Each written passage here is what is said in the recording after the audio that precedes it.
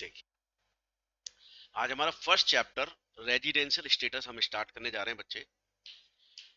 ये चैप्टर वास्तव में बहुत इजी चैप्टर है, बट प्रॉब्लम कहाँ आई? प्रॉब्लम ये आई कि गवर्नमेंट ने लास्ट ईयर इसमें कुछ बदलाव कर दिए, और बदलाव ऐसे किए कि लोगों में कंफ्यूजन क्रिएट हो गया, बहुत जबरदस्त कंफ्यूजन क्रिएट हो गया। तो बच्चे, जो मैं पढ़ा रहा हूं बहुत ध्यान से सुनना। कंफ्यूजन वाली बात है नहीं, पर हमारे मॉड्यूल में भी मैंने देखा, तो मॉड्यूल में भी एक जगह बहुत ग्रेट कंफ्यूजन क्रिएट किया हुआ है इन्होंने। तो मैं बता दूंगा कि हमारे मॉड्यूल ने भी कहाँ पे गड़बड़ कर दिया थोड़ी सी। तो हमें एकदम सही चीज तैयार करनी है। और मैंने आपको बोला है हर बार, और बताया था कि डीटी और मतलब डीटी आईडीटी मतलब इनकम टैक्स और जीएसटी बहुत ध्यान से पढ़ना है। एक एक शब्द का मतलब बदल जाता है, और ऊपर ऊपर से पढ़ने से बात नहीं बनेगी। हर चीज को विद लॉजिक समझ। तो चलिए सर, देख लेते हैं इसमें विद लॉजिक क्या होगा। देखो बेटा, सबसे पहले हमें ये समझना है कि पूरे वर्ल्ड में टैक्स कैसे लगता है। पूरे वर्ल्ड की बात करते हैं। दो तरीके हैं, एक सोर्स ऑफ इनकम बेसिस, और नंबर दो रेजिडेंशियल स्टेटस बेसिस। दोनों का मतलब क्या होता है? दोनों का मतलब क्या होता है, ध्यान से सुनना बस, दोनों का मतलब ही समझ आएगा। सोर्स ऑफ इनकम का मतलब होता है जिस कंट्री में हमने इनकम अर्न की, जिस कंट्री में हमने इनकम अर्न की वहां टैक्स दे देना है। लॉजिकल भी है भाई, तुम जहां इनकम अर्न करोगे वहां टैक्स तो बनता है, देना देना भी चाहिए आपको। लेकिन एक बात हो, जिस कंट्री में आप रहते हो जनरली, वहां का रोड यूज कर रहे हो, वहां का इंफ्रास्ट्रक्चर यूज कर रहे हो, वहां की मेडिकल सुविधाएं यूज कर रहे हो, वहां का वैक्सीनेशन यूज कर रहे हो, वहां की एजुकेशन यूज कर रहे हो, इतना कुछ यूज कर रहे हो गवर्नमेंट का, तो यहाँ की गवर्नमेंट कुछ भी नहीं लेगी टैक्स आपसे? बताओ, बताओ क्या कहते हो, लगना चाहिए कि नहीं लगना चाहिए? यहाँ भी सब लोग बताएं। बिल्कुल लगना चाहिए। अब तो स्थिति क्या है कि यहाँ तो साहब हम जिस कंट्री में इनकम अर्न किया वहां टैक्स दिया है, बात खत्म। तो कुछ कंट्री तो कहती है भैया जहां आपने इनकम अर्न की वहां टैक्स दे दो, और दूसरी कंट्री के साथ इनका एग्रीमेंट है, एक सेक्शन 90 और 91 जो आपके सिलेबस में नहीं है, सीए फाइनल में आता है, डबल टैक्स अवॉइडेंस एग्रीमेंट। आपके मन में बिल्कुल डाउट आ रहा होगा कि सर कोई व्यक्ति मान लो अमेरिका गया, वहां इनकम अर्न की और वहां पे टैक्स दे दिया उसने, तो क्या उस इनकम पर इंडिया में भी टैक्स लगेगा? हाँ जी, बिल्कुल, लेकिन सब्जेक्ट टू सेक्शन 90 और 91। अब ये सेक्शन 90 और 91 वैसे तो आपके सिलेबस में नहीं है, पर एक आइडिया दे देता हूं क्या है। बताइए, as per logic Indian government को हमसे टैक्स लेना चाहिए? बिल्कुल लेना चाहिए सर। और एक ही बार टैक्स लगना चाहिए? बिल्कुल लगना चाहिए। तो क्या होता है, देखिए, जहां हमारी इंडियन गवर्नमेंट का एग्रीमेंट है फॉरेन गवर्नमेंट के साथ कि भैया अगर आपके यहां हमारे व्यक्ति ने इनकम अर्न की है तो आप टैक्स ले लो, हम उसे माफ कर देंगे, हम टैक्स नहीं लेंगे। और उसी प्रकार से तुम्हारा कोई व्यक्ति हमारे यहां इनकम अर्न करके जाएगा तो हम टैक्स लेंगे, तुम मत लो। बताइए, लॉजिकली सही है गलत है ये चीज? बिल्कुल बिल्कुल लॉजिकल के भाई, एक जगह लग गया जहां इनकम अर्न हो गई टैक्स लग गया, दूसरी गवर्नमेंट ने उसे माफ कर दिया, बहुत बढ़िया। लेकिन जहां हमारा एग्रीमेंट नहीं है, अब क्या करें? अब मान लो पाकिस्तान गए, वहां इनकम अर्न की, उन्होंने भी टैक्स ले लिया और उनके साथ हमारा एग्रीमेंट नहीं है, तो बताइए इंडियन गवर्नमेंट भी टैक्स लेगी। तो जो बेचारा पाकिस्तान से इनकम कमा के लाया वो तो मारा गया, वहां भी टैक्स दे और यहाँ भी टैक्स दे। बोलो गलत है कि नहीं ये चीज? तो देखिए, यहां पर हमारी गवर्नमेंट ने क्या कहा, गवर्नमेंट ने कहा कि हम यहाँ डबल टैक्सेशन रिलीफ देंगे। और कैसे देंगे, ध्यान से सुनना, क्योंकि आपके सिलेबस में नहीं है तो केवल ओवरव्यू दे रहा हूं ताकि मन में ये ना रहे कि यार ये ऐसा क्यों होता है। चलिए साहब, देखिए, मान लीजिए मिस्टर एक्स ने 5 लाख रुपए पाकिस्तान में कमाए और वहां 50,000 रुपए वो टैक्स देके आ गए। ठीक है, अब इंडिया में मान लो उन्होंने इंडिया में 10 लाख रुपए कमाए थे, तो बताइए उनकी टोटल इनकम कितनी हुई? 10 लाख इंडिया की और 5 लाख पाकिस्तान की, 15 लाख। तो हमारी गवर्नमेंट कहती है कि 15 लाख पे इंडियन टैक्स रेट के अकॉर्डिंगली टैक्स निकाल लो। हमने निकाल लिया सर। अब टैक्स मान लो आ गया 2 लाख रुपया इंडिया में, कितने रुपए पे? 15 लाख रुपए पे। ध्यान से सुनना मैं क्या बोल रहा हूं, 10 लाख इंडियन इनकम, और 5 लाख पाकिस्तानी इनकम, दोनों जोड़ के इंडिया मान लीजिए 2 लाख रुपए टैक्स आ गया, 15 लाख। अब गवर्नमेंट कह रही है कि ये जो टोटल टैक्स आया है आपका, जो मैंने अभी एज्यूम कर लिया ऑन 15 लाख, 2 लाख, इसमें से हम आपको रिलीफ देंगे, डबल टैक्सेशन रिलीफ देंगे। अब वो कैसे देंगे? वो ऐसे देंगे कि साहब कौन सी इनकम थी जिस पे डबल टैक्स लगा, बताइए। लगेगा मतलब अगर लगाने चाहें तो कौन सी इनकम पे, 10 लाख पे या 5 लाख पे? 5। तो इसको बोलते हैं doubly tax income, double tax income. 5 lakh, तो 5 लाख पर बताइए पाकिस्तान में कितना टैक्स दे के आए थे आप? 50,000। मैंने बताया ना 5 लाख की इनकम क्यों 50,000 टैक्स दिया। और मान लीजिए इसी इनकम पे इंडिया में लगता है 60,000 टैक्स, इसी इनकम पे 5 लाख पे। यानी हमने क्या किया, जो फॉरेन की इनकम है और जो इंडियन इनकम है जिस पर डबल टैक्स हो रहा है, दोनों जगह देखा टैक्स क्या लग रहा है। और फिर हमारी गवर्नमेंट बोली कि भैया ऐसा है, तेने 50,000 वहां दिया, 60,000 ये, इन दोनों में जो लोअर है, लोअर कितना है? 50। अब बताओ आप पाकिस्तान में 50,000 देके आए थे कि नहीं आए थे? बोलो हाँ है ना। तो बताइए इंडिया में आप कितना टैक्स दे रहे हो? 1.5 लाख रुपया। तो बात देखिए वहीं की वहीं आ गई कि नहीं आ गई? गवर्नमेंट ने एक तरीके से माफ कर दिया, नहीं कर दिया? Indian government. तो बस ये ध्यान रखना है बच्चे कि डबल टैक्सेशन, मतलब इस चैप्टर को जो पढ़ाऊंगा तो डबल टैक्सेशन कई बार लगेगा हो रहा है, पर प्रैक्टिकली फाइनल में पहुंचोगे तो नहीं लगेगा। बात समझ आ गई? तो मैं आपसे कहूं कि देखो मैंने आपको सारी चीज बता दी थी कि ऐसे ऐसे होता है, बट डबल टैक्सेशन की बात करूं आप कहना हाँ सर हो रहा है, कोई बात नहीं, ठीक है, इतनी बात क्लियर है। यहां तक किसी के मन में डाउट है तो प्लीज मुझसे पहले पूछ लो, आप कोई भी डाउट है, किसी के भी मन में डाउट है, नहीं तो फिर मैं आगे बढ़ता हूँ। ओके, अब देखिए सबसे पहले हमारा असेस ही था इंडी इंडी इंडिविजुअल। हमने पढ़ा ना, individual, HUF, firm, AOP BOI, local authority, any other artificial judicial person, right. तो ये हमने इतने पढ़े हुए इंडिविजुअल। अब सबसे पहले इंडिविजुअल का रेजिडेंशियल स्टेटस निकालना है। अब देखिए ध्यान से सुनना, एक होता है जहां पे इनकम अर्न हुई वहां टैक्स दे दिया, सोर्स ऑफ इनकम, और एक होता है जहां तुम रह रहे हो वहां टैक्स देना है। तो पूरे वर्ल्ड में या तो ये वाला फॉलो है या यहाँ पर ये वाला फॉलो होता है, पर हमारी इंडियन गवर्नमेंट क्या कह रही है, भाई दोनों लगा दे, बस कुल मिला के हमें क्या दे दे? टैक्स। दोनों लगा दे और हमें कुल मिला के क्या दे दे? टैक्स दे दे। ठीक है साहब, लगा देते हैं दोनों, टैक्स ले लेते हैं। तो देखो इसको पढ़ने के लिए तो कुछ है नहीं भाई, जहां कमाया वहां टैक्स दे दिया, पर इसके लिए पूरा एक चैप्टर है जो मैं अब आपके साथ डिस्कस करने जा रहा हूं, पूरा chapter residential status, full chapter है कि रेजिडेंशियल स्टेटस किसी व्यक्ति का कैसे निकाला जाता है और फिर वो कैसे टैक्स पे करता है। चलिए सर, अब देखिए इंडिविजुअल के O R, N O R और एन आर, किसी भी इंडिविजुअल का तीन में से कोई एक स्टेटस होगा। फुल फॉर्म है ordinary resident, not ordinary resident और नॉन रेजिडेंट। मैं फिर बोल रहा हूं, ordinary resident, not ordinary resident और नॉन रेजिडेंट। ये तीन में से कोई एक स्टेटस एक साल में किसी इंडिविजुअल का होगा। सर क्या मैं एक ही साल में मेरे रेजिडेंशियल स्टेटस बदल सकते हैं? ना, एक ही ईयर में नहीं बदलेंगे। ईयर ईयर चेंज हो सकता है, इस साल में ओआर हूं, अगले साल एनओआर हो सकता हूं, उससे अगले साल एनआर हो सकता हूं। वो डिपेंड करेगा मेरा किस पर? वो डिपेंड करेगा मेरा कि मैं कैसे रह रहा हूं इंडिया में, इंडिया में रहने का मेरा क्राइटेरिया क्या है। Is that clear? तो देखिए अब बात ये आती है कि सर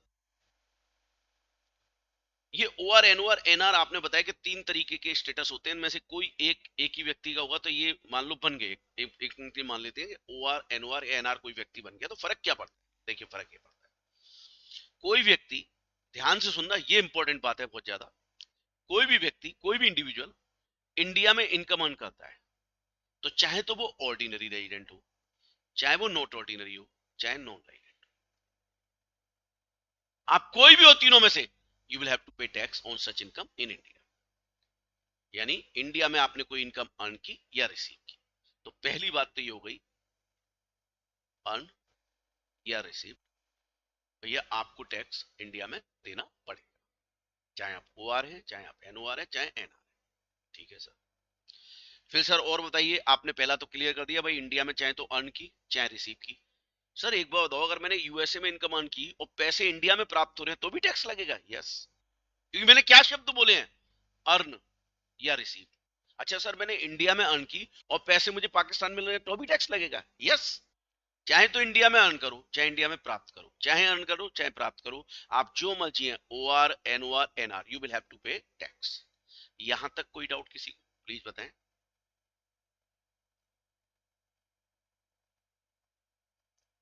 चल, अब आगे देखिएगा। अब और इनकम क्या होती है कि मान लीजिए बिजनेस मेरा इंडिया में, कंट्रोल सॉरी बिजनेस बाहर है और कंट्रोल इंडिया से हो रहा है, कंट्रोल इंडिया से हो रहा है, तो उस केस में कौन टैक्स देता है? ये और ये दोनों नहीं, मतलब ओ आर एन देंगे और एन आर नहीं देगा। ठीक है, यानी सर ये क्या मतलब हुआ? ये मतलब ये हुआ दोस्त कि मान लो एक बिजनेस है बांग्लादेश में और कंट्रोल हम इंडिया से कर रहे हैं, सारा काम धंधा वहां पे, देखभाल यहाँ से हो रही है, वहां भी एम्प्लॉय बैठा रखे हैं पर कंट्रोल यहाँ से सारा हम कर रहे हैं। तो उस केस में मान लो मैं हूं, मैंने कोई बिजनेस बांग्लादेश में चला रखा है, मैं इंडिविजुअल हूं और मैं उसे इंडिया से कंट्रोल कर रहा हूं, तो मैं ओ आर हूं चाहे एन ओ आर, मैं टैक्स दूंगा, पर एन आर हूं तो टैक्स नहीं दूंगा। बहुत बढ़िया सर।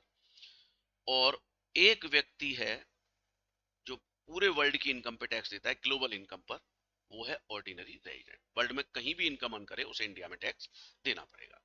मतलब कुल मिलाकर ये कहना चाहता हूं मैं कि O R N O R और एन आर, इन पे टैक्स कैसे लगता है फिर से मैं बता रहा हूं, ध्यान से सुनना। आपने चाहे तो इंडिया में अर्न किया चाहे इंडिया में रिसीव किया, तीनों टैक्स पे करेंगे, चाहे ओ आर हो एन ओ आर हो कुछ भी हो। आप बिजनेस बाहर है कंट्रोल इंडिया से तो केवल ओ आर और एन ओ आर टैक्स देंगे, एन आर नहीं देगा। और ग्लोबल इनकम, वर्ल्ड में कहीं भी इनकम अर्न करूं इंक्लूडिंग इंडिया, इंडिया में टैक्स लगेगा ओ आर के ऊपर, एन ओ आर और एन आर पे नहीं लगेगा। अब मैं आपसे पूछूं कि आप क्या बनना पसंद करेंगे, बताइए, O R N O R या एन आर, अगर आपको चॉइस दी जाए बताइए क्या बनना पसंद करेंगे?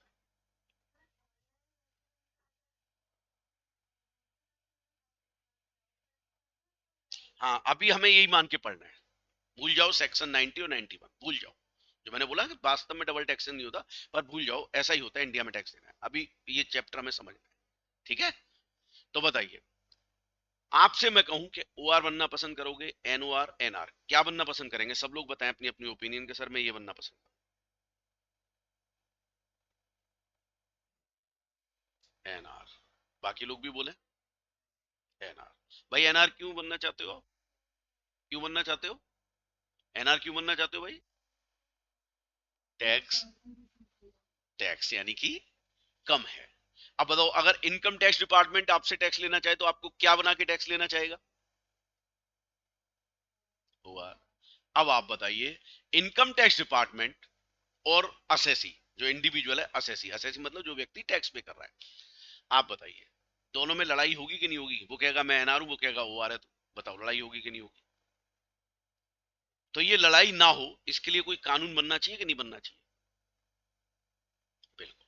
तो इसी के लिए कानून बनाया गया रेजिडेंशियल स्टेटस, कि भैया हमारी कुछ शर्तें हैं, उन शर्तों के मुताबिक आप अगर उन शर्तों में क्राइटेरिया को सेटिस्फाइड करोगे तो आप अपने आप O R N O R N R बन जाओगे, और फिर अकॉर्डिंगली आप हमें क्या पे कर दो? टैक्स पे कर दो।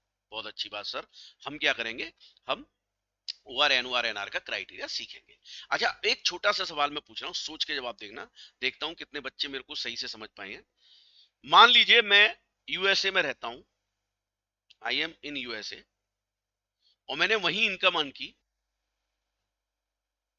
और रिसीव की, मैंने वही इनकम अर्न की और रिसीव की, और मैं नॉन रेजिडेंट हूं, I am non resident, income बाहर ही अर्न की और बाहर ही रिसीव की, बाहर ही अर्न की, बाहर ही रिसीव की।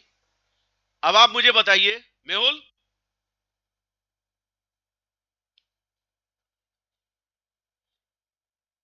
इनकम बाहर ही अर्न की, बाहर ही रिसीव की, बाहर ही अर्न की, बाहर ही रिसीव की, आप बताइए, नॉन रेजिडेंट उस इनकम पे टैक्स इंडिया में देगा या नहीं? सोच के बताना।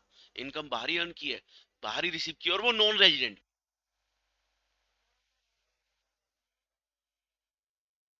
नहीं देगा, नहीं बनता ना। और अगर ये कानून बन जाए कि भाई तुझे इंडिया में टैक्स देना पड़ेगा, तो बताइए एकदम उपद्रवी वाला कानून बनेगा या नहीं बनेगा? गलत कानून होगा कि नहीं होगा? तो बस यही ध्यान रखना बच्चे कि हमें ये चीजें समझनी है। तो कुल मिलाकर हमें अब ये सीखना है कि कोई भी व्यक्ति, ये वाली बात ध्यान रखना, भूलना मत, ये बार बार पूछूंगा, ये वाला जो मैं ये लिखा है मैंने, जो ये चीजें मैं बार बार पूछूंगा आपसे, है ना। और जो भी मैं लिख रहा हूँ वो आपकी कॉपी पर बिल्कुल उतर जाना चाहिए, एकदम छाप देना है अपने एजिट। अब बात आती है कि सर हमें समझ आ गई कि भाई एनआर सिर्फ उसी इनकम पर टैक्स देगा जो उसने इंडिया में अर्न की या इंडिया में रिसीव की, केवल उसी पे टैक्स देगा। जो उसने इंडिया में अर्न की या इंडिया में रिसीव की, केवल इसी पे टैक्स देगा। बाकी किसी इनकम पर नॉन रेजिडेंट टैक्स नहीं देगा। बिल्कुल समझ आ गया सर। आगे फिर हम देखेंगे कि लॉ एकदम समझ में आ रही है कि भाई नॉन रेजिडेंट केवल कौन सी इनकम पे टैक्स दे रहा है, जो उसने कहां पर अर्न की और रिसीव की, बताओ जल्दी से। इंडिया। बस। अब देखिए कानून क्या है, कानून क्या है वो बता रहा हूं, लॉ। देखो साहब, हमारी दो बेसिक कंडीशंस होंगी।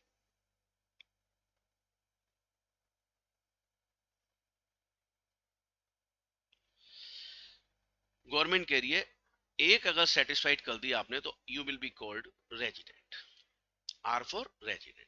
और अगर आपने एक भी नहीं की तो you will be called non resident. यानी दो बेसिक कंडीशंस आएंगी, दो बेसिक कंडीशंस। एक भी सेटिस्फाइड की तो आप रेजिडेंट, और एक भी नहीं कर पाए तो नॉन रेजिडेंट। बहुत अच्छी बात सर। जैसे ही आपने एक सेटिस्फाइड कर दी और रेजिडेंट बन गए तो फिर इसके बाद आपकी दो एडिशनल कंडीशंस हैं दोस्त। और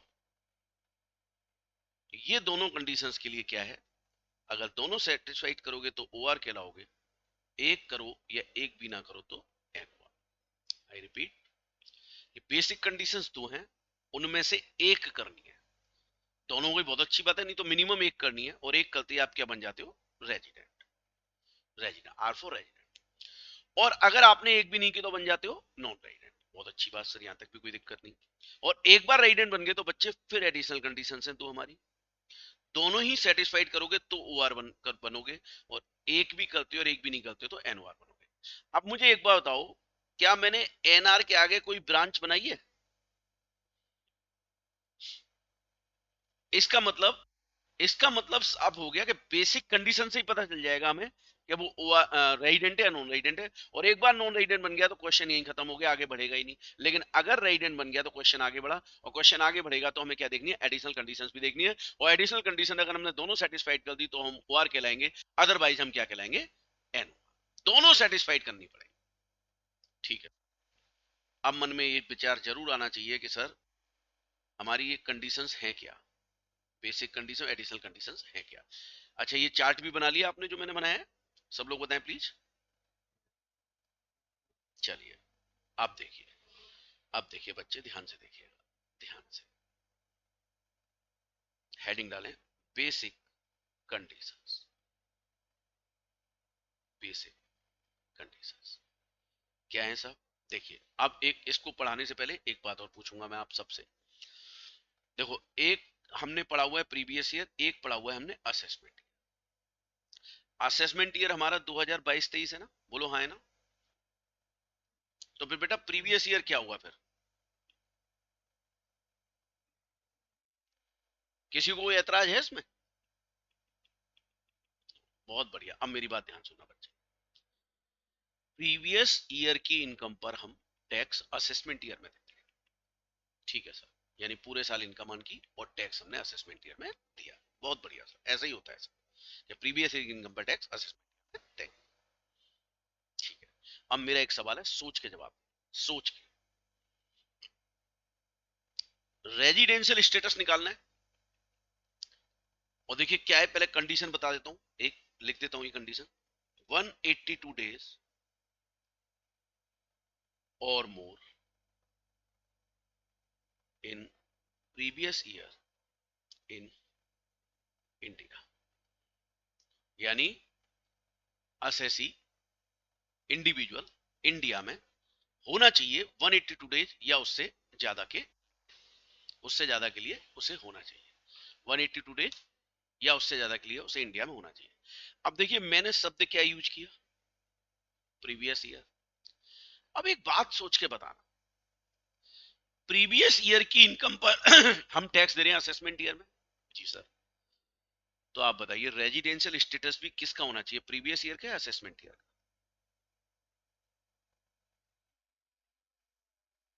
अब देखिए, अब आपका एग्जामिनर क्या कलाकारी करेगा।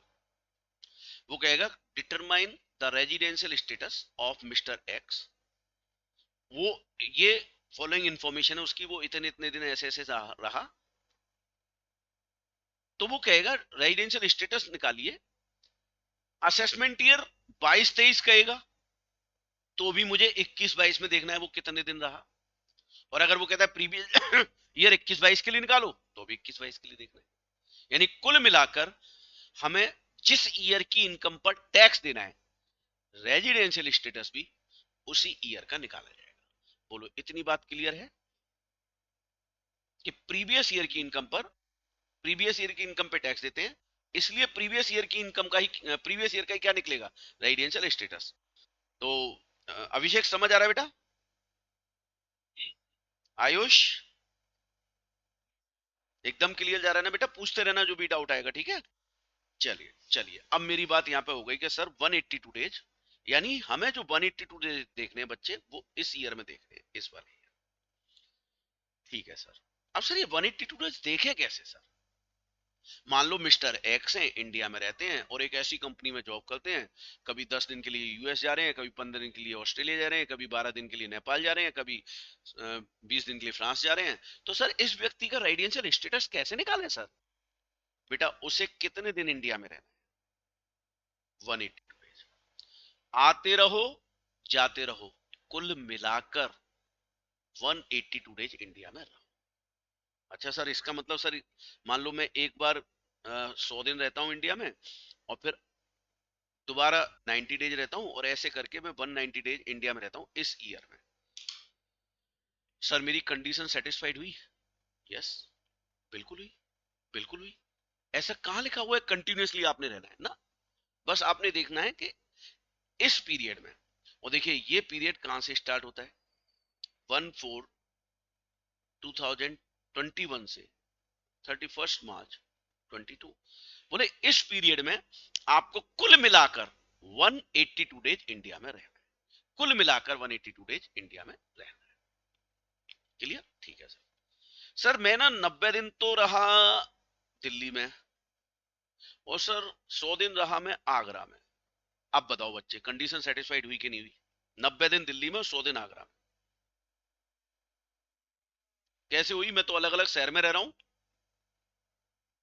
बच्चे। हाँ बच्चे ये याद रखना है, इंडिया। अच्छा इंडिया कहां कहां तक है? और देखिए एक सवाल पूछता हूं, सोच के जवाब देना बच्चे, सोच के जवाब देना, देखता हूं कितना तुम्हें याद है। This is India, I told you. और ये बताइए जो लाइन खींची है क्या है? 12 नॉटिकल माइल्स, है ना? ये हमारा इंडियन टेरिटोरियल वाटर है ना? ओके, बिल्कुल ठीक। अब मेरा सवाल ये है बच्चे कि मैं यहां रहा 180 डेज, और 3 डेज मुझे इसे पार करने में लग गए। तो बताइए मेरी 182 डेज वाली कंडीशन सेटिस्फाइड हुई या नहीं हुई? बिल्कुल भाई बच्चे। इंडिया कहां तक है? इंडिया यहां तक है, ठीक है? तो यहां हो गए 183 डेज, दैट्स वाई सेटिस्फाइड हो गए। चलिए सर बिल्कुल समझ आ गया, यहां भी कोई दिक्कत नहीं सर। अब आगे वापस आते हैं। अच्छा सर एक बात और बताइए, हम इंडिया में आ रहे हैं और जा रहे हैं, आपने कहा कि कुल मिलाकर 182 डेज या उससे ऊपर होने चाहिए। ठीक है सर, ये बात भी हमें समझ आ गई। सर अब एक बात ये बताओ कि जिस दिन हम आए और जिस दिन हम गए, तो आने वाला दिन और जाने वाला दिन इंडिया में माने या बाहर माने? बताइए क्वेश्चन बनता है या नहीं बनता है दिमाग में? बिल्कुल। तो अब देखिए हमारे जो बहुत सारे लोग हैं, जो इंटेलेक्चुअल्स हैं, वो बोलते हैं कि साहब आने वाला दिन भी इंडिया में काउंट करेंगे और जाने वाला दिन भी इंडिया में काउंट करेंगे। भाई इसके पीछे लॉजिक क्या है? आपने ये बात तो बोल दी कि आने वाला दिन और जाने वाला दिन काउंट करो। रूल 126 जैसे इनकम टैक्स एक्ट है उसमें सेक्शंस होते हैं, वैसे इनकम टैक्स रूल्स है, उसमें रूल 126 कहता है कि भाई आने वाला दिन और जाने वाला दिन इंडिया में काउंट करेंगे। तो कोई तो लॉजिक होगा। अब लॉजिक क्या है इसका कि आने वाला दिन और जाने वाला दिन इंडिया में काउंट करते हैं? प्लीज ध्यान से सुनना, लॉजिक क्या है? लॉजिक आप कभी भी जाके देखिए दिल्ली में, अगर मैं एयरपोर्ट पे जाऊं तो वहां टर्मिनल बने हुए हैं 1 2 3। आप बताइए T3 किसके लिए बना हुआ है? कोई आइडिया है किसी को? कौन सी? नहीं, डोमेस्टिक के लिए नहीं है दोस्त, इंटरनेशनल के लिए। डोमेस्टिक के लिए 1 और 2 यूज होते हैं, कभी कभी 3 भी यूज हो जाता है। अगर हम किसी ऐसी फ्लाइट, कनेक्टिंग फ्लाइट से आ रहे हैं जो फॉरेन से आ रही है, और मान लो हम दिल्ली उसी फ्लाइट से आ रहे हैं, फॉर एग्जांपल कोई फ्लाइट दुबई से आ रही है मुंबई, मुंबई से दिल्ली, तो हम मुंबई से दिल्ली आ रहे हैं, तो कनेक्टिंग फ्लाइट की वजह से वो T3 पर चली जाती है। कई बार कोई और भी कारण हो सकता है T3 पे जाने का, कोई दिक्कत नहीं। तो टर्मिनल 3 जो है वो इंटरनेशनल फ्लाइट्स की बात करता है कि वहां पे टेक ऑफ और लैंडिंग होती है। और जानते हैं ज्यादातर इंटरनेशनल फ्लाइट्स रात को 12 से 4 के बीच टेक ऑफ और लैंड करते हैं। आपने देखा होगा आपके कई सारे रिलेटिव्स अगर फॉरेन से आते होंगे तो रात को ही आते हैं, या जाते होंगे तो रात को ही फ्लाइट होती है। ऐसा होता है नहीं होता? बिल्कुल ऐसा ही होता है। तो बच्चे, ऐसे केस में बताइए कोई व्यक्ति रात को 12 बजे हमारे इंडिया में आ गया, तो बताइए वो हमारे यहाँ पूरे दिन रहा कि नहीं रहा उस दिन? और अगर कोई 12 बजे गया, तो बताइए उस दिन रह के गया कि नहीं गया? सो ये जनरल ओपिनियन है और मेरी अपनी सोच है कि दिस इज द लॉजिक, कि भाई ज्यादातर इंटरनेशनल फ्लाइट्स रात को टेक ऑफ और लैंड करती है, तो हम 12 बजे से दिन को काउंट करते हैं। तो उस हिसाब से हम देखते हैं कि वो इंडिया में जिस दिन आया वो इंडिया में काउंट किया, और जिस दिन गया वो भी दिन इंडिया में काउंट किया। अच्छा सर, वैसे अगर मान लो ऐसे लिखा हो कि वो 9 बजे आया, सुबह या रात के 9 बजे आया, और जिस दिन गया उस दिन 11:50 पे गया, अगर ऐसे क्वेश्चन में दिया हो तो मान लो एग्जामिनर का मन आ गया कि तुमसे थोड़े से भाई मजे लिए जाए, तो बताइए अब ऐसी स्थिति में क्या किया जाए? टाइम दे दिया बंदे ने। तो ध्यान सुनना बच्चे, जिस दिन आया उस टाइम से लेकर रात के 12 बजे तक का टाइम अलग लिख लो, और जिस दिन गया रात के 12 बजे से लेकर उस समय तक का टाइम लिख लीजिए, और दोनों को जोड़ दीजिए। अगर वो 24 घंटे बन गए तो एक दिन बन गया।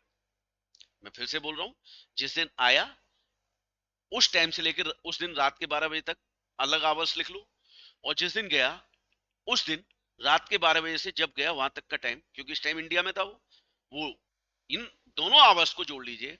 जैसे ही 24 आवर्स हो जाए तो एक दिन काउंट कर लिया जाएगा। पर ऐसा टेक्निकल क्वेश्चन आपके यहाँ आज तक नहीं पूछा है, और वैसे भी हमारा इंस्टीट्यूट जो है आप देख ही रहे हैं इजी इजी क्वेश्चंस की तरफ बढ़ रहा है। पर इस बार टैक्स का पेपर बड़ा जबरदस्त दिया उन्होंने, मतलब सच बताऊं तो मेरा दिल खुश हो गया था इस बार टैक्स का पेपर देख के कि चलो यार कम से कम एक स्टैंडर्ड मेंटेन हुआ है इस बार। तो पेपर जो है ना थोड़ा टेक्निकल होना चाहिए, स्टाइलिश होना चाहिए, तभी तो वो जानते हैं जितना पेपर टफ आएगा, आपको पता है जितना पेपर टफ आता है मार्क्स उतने अच्छे आते हैं। ये बात पता है नहीं पता आपको? ये बात है पता है नहीं बताइए? तो आपको बताता हूँ, जितना पेपर टफ आएगा ना मार्क्स उतने ही अच्छे आएंगे, और जितना पेपर इजी आएगा मार्क्स उतने ही गंदे आते हैं। रीजन पता है इसका क्या है? चलिए जब यही नहीं पता कि टफ में हो तो तो ये कैसे पता होगा? रीजन में मैं बताता हूँ। जब पेपर इजी आता है तो आप बताइए, जिसने बहुत एक्स्ट्रा ऑर्डिनरी लेवर की और जिसने एवरेज लेवर की, दोनों का वो क्वेश्चन सही होगा या नहीं होगा? बताइए। अगर पेपर इजी आया तो जिसने एक्स्ट्रा ऑर्डिनरी लेवर करी, अपने आप को बहुत हाई फाई तैयार किया, एकदम कहते हैं ना एकदम जान लगा दी, और एक जिसने केवल रीडिंग कर गया, बड़ी मतलब डीप में नहीं गया, ऊपर ऊपर से तैयारी की, अब पेपर इजी आ गया, तो बताओ दोनों का सही होगा कि नहीं होगा? बिल्कुल दोनों का सही होगा। और जानते हैं ऐसी स्थिति में एग्जामिनर कॉपी चेक कर रहा होता है तो क्या होता है, जब दोनों का मतलब ऐसे ही सही होते हैं तो उसे इजी लगता है, वो मार्क्स जो नॉर्मल उसने माइंड सेट कर लिया उस हिसाब से देता रहता है। तो ऐसे इजी पेपर में आपका प्रेजेंटेशन जबरदस्त होना चाहिए, ताकि आपकी कॉपी अलग दिखाई दे, जो जनरल है उनसे अलग हो जाए। अच्छा, और पेपर टफ है तो बताइए जिसने ऊपर ऊपर से तैयारी की है वो तो वैसे ही बोल्ड हो गया, बताओ हुआ कि नहीं हुआ?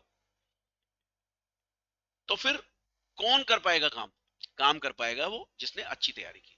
तो जिसने अच्छी तैयारी की, पेपर टफ आया, उसका पेपर भी अच्छा हो गया, तो बताइए एग्जामिनर पे एक अलग इंप्रेशन छोड़ेगा या नहीं छोड़ेगा? बताइए। तो this is the reason marks tough paper में ज्यादा आते हैं, राइट? चलिए, चलिए, तो हमें एक बात समझ आ गई कि सर 182 डेज देखने हैं, और वो हमें किस में देखने हैं? इस पीरियड में देखने हैं सर। अगर 182 डेज या उससे ऊपर इंडिविजुअल रह लिया तो वो रेजिडेंट है, अदरवाइज वो अदरवाइज वो अभी कुछ नहीं है। अदरवाइज वो अभी कुछ नहीं है। क्यों? गवर्नमेंट बोली कि भैया खुश होने की जरूरत नहीं है, ये लो। हम तुम्हें एक कंडीशन और दे रहे हैं। अब दूसरी कंडीशन क्या है?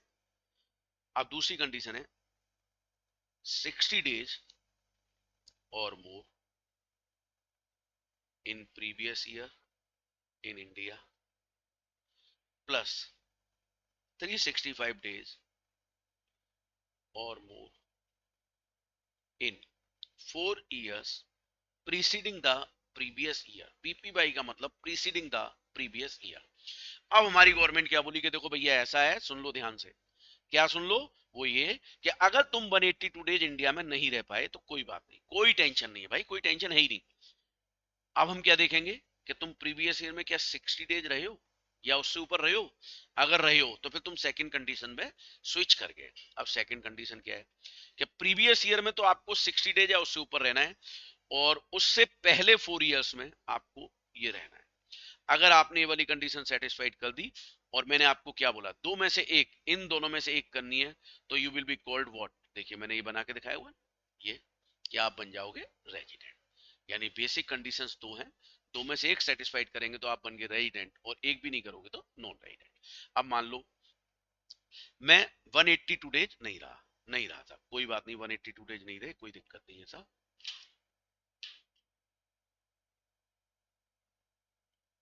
182 डेज नहीं रहे, कोई बात नहीं। अब एक एग्जांपल उठाता हूं कि मेरा प्रीवियस ईयर है 2021-22 और मैं यहां पर 125 डेज रहा। प्लीज ध्यान से सुनना, प्लीज ध्यान से।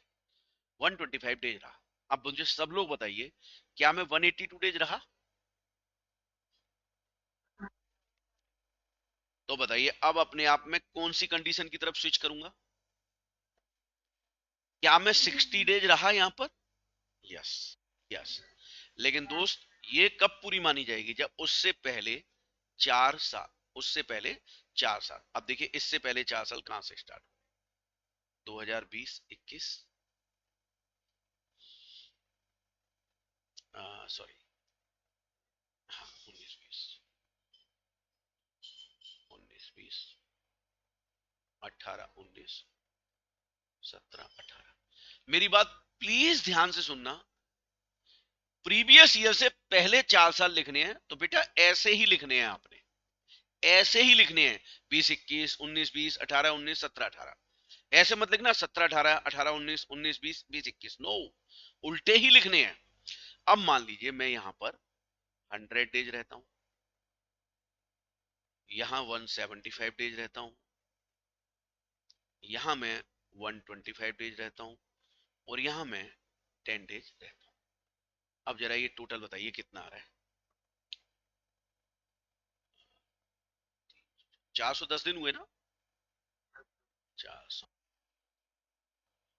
अब मुझे एक बात बताइए बच्चे, ध्यान से देखिए। लॉ कह रहा है कि भाई प्रीवियस ईयर में आपको 60 डेज या उससे ऊपर होना चाहिए। बताइए मैं रहा कि नहीं रहा? Yes sir. और उससे पहले 4 साल में मुझे 365 डेज चाहिए। बताइए मेरे हो गए कि नहीं हो गए? Yes sir. ध्यान रखना बच्चे, इन दोनों में से या तो ये या ये, दोनों में से कोई एक सेटिस्फाइड हुई तो मैं रेजिडेंट बनूंगा। और अभी मैं ओआर नहीं बना, अभी मैं रेजिडेंट बनाऊं। ओआर एनओआर बाद में बनेंगे। अब मेरी बात ध्यान से सुनना, दोनों में से एक सेटिस्फाइड कर दी, मैं रेजिडेंट बन गया। कैसे सेटिस्फाइड की सर? प्रीवियस ईयर में 125 डेज, और प्रीवियस ईयर से पहले 4 साल में 365 चाहिए, लेकिन मेरे 410 है, तो ये मेरी कंडीशन सेटिस्फाइड हुई। अब देखिए स्टूडेंट गलती क्या करते हैं, स्टूडेंट क्या करते हैं, टोटल की बारी आती है तो वो ये सारा टोटल कर देते हैं, इसको भी जोड़ देते हैं इसमें। आप बताइए, लॉ की लैंग्वेज के मुताबिक ये प्रीवियस ईयर यानी 21-22 जो है हमारा, वो दिन भी इसमें जोड़े जाने चाहिए, नहीं जोड़े जाने चाहिए? सोच के बताइए। नहीं जोड़े जाने चाहिए, क्योंकि लॉ क्या कह रहा है बच्चा? प्रीवियस, यानी ये प्रीवियस ईयर से पहले के 4 साल ही जोड़े जाएंगे।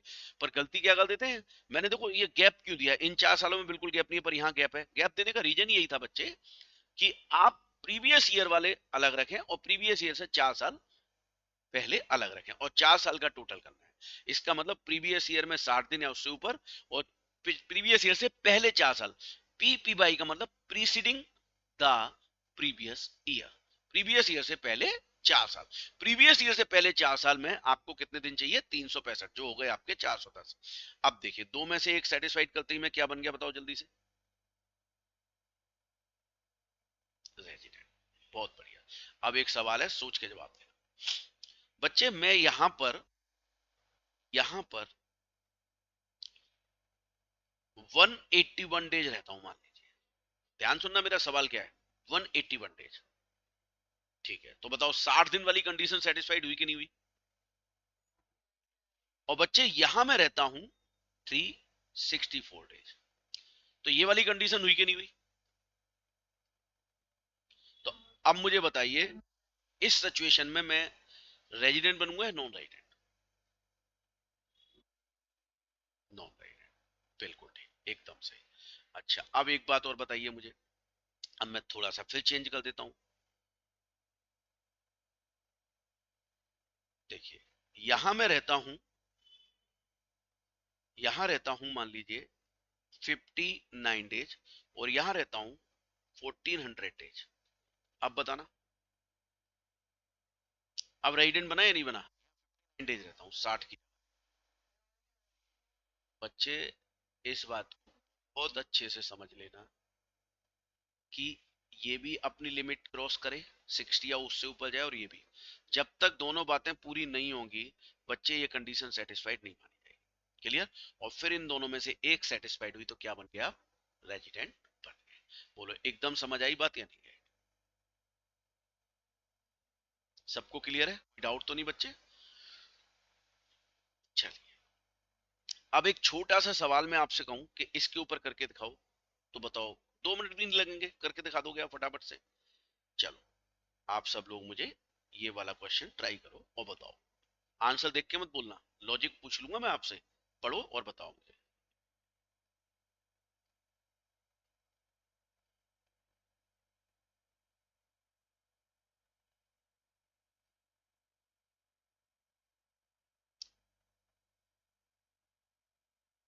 सबने पढ़ लिया?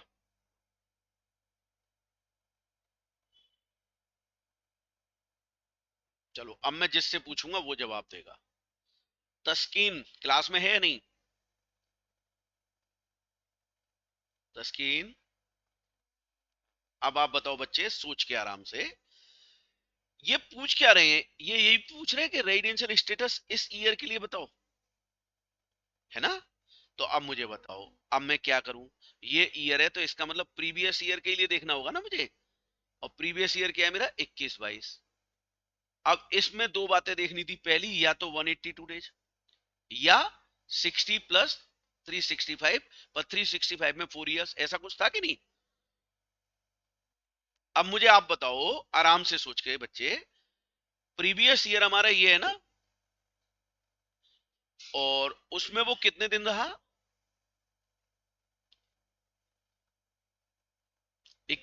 53 डेज। बच्चे, ये वाली कंडीशन सेटिस्फाइड हो रही है कि नहीं हो रही है? बताओ पहले, ये वाली 182 डेज, 182 डेज सेटिस्फाइड हो रही है? 53 डेज रहा है वो प्रीवियस ईयर में, तो ये काट दूं? यस। और ये 60 वाली, ये हो रही है या नहीं हो रही है? 53 डेज रहा है प्रीवियस ईयर। अब बताओ, दोनों में से कोई नहीं हुई, दो में से एक होती तो रेजिडेंट बनता, और एक भी नहीं हुई तो क्या बनेगा?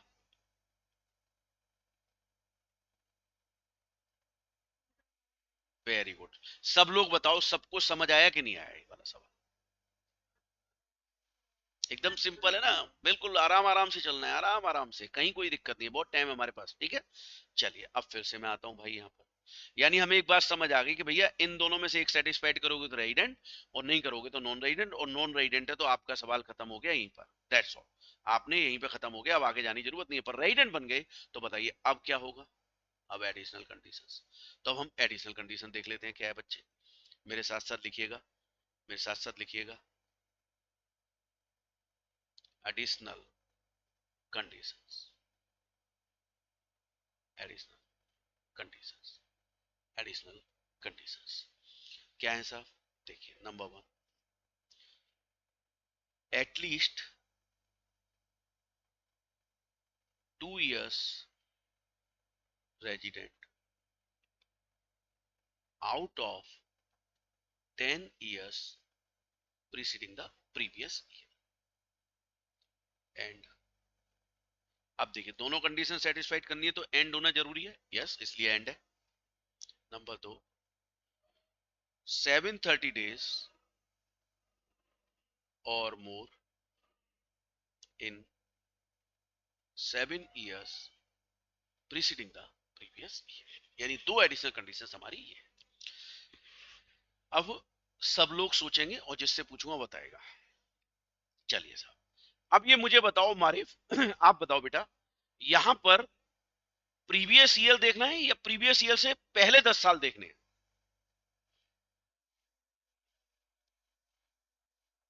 प्रीसीडिंग द प्रीवियस ईयर, बहुत बढ़िया बच्चे।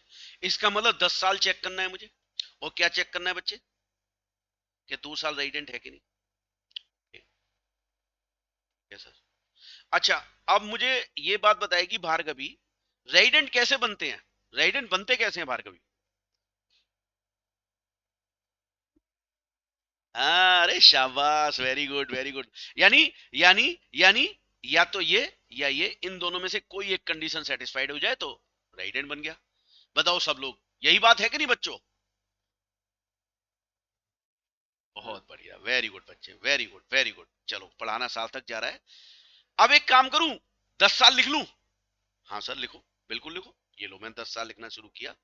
प्रीवियस ईयर से पहला, प्रीवियस ईयर 21-22 है, तो इसका मतलब 20, 21, 19, 20, 18, 19, 17, 18, 16, 17, 15, 16, 14, 15, 13, 14, 12, 13, कितने हो गए? 1 2 3 4 5 6 9 और 11 12। बताइए 10 साल हो गए कि नहीं हो गए? हाँ जी सर बिल्कुल हो गए।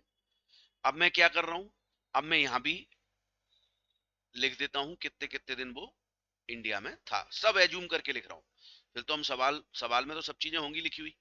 चलिए सर, क्या देखो, यहां में रहा 200 डेज, यहां रहा मैं 190 डेज, यहां रहा मैं 10 डेज, यहां रहा मैं 70 डेज, यहां रहा मैं 95 डेज, यहां रहा मैं 225 डेज, यहां रहा मैं 300 डेज, यहां रहा मैं 175 डेज, यहां रहा मैं 200 दिन, और यहां रहा मैं 360 डेज। ऐसे ऐसे मैं इंडिया में इन ईयर्स में रहा।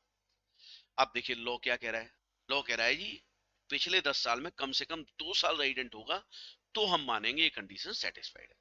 बच्चे जो काम अभी हमने सिर्फ 1 साल के लिए किया था, केवल प्रीवियस ईयर के लिए, अब हमें 10 साल के लिए करना है, और 10 साल हमें देखना है इनमें से कोई एक कंडीशन सेटिस्फाइड हो रही है कि नहीं हो रही।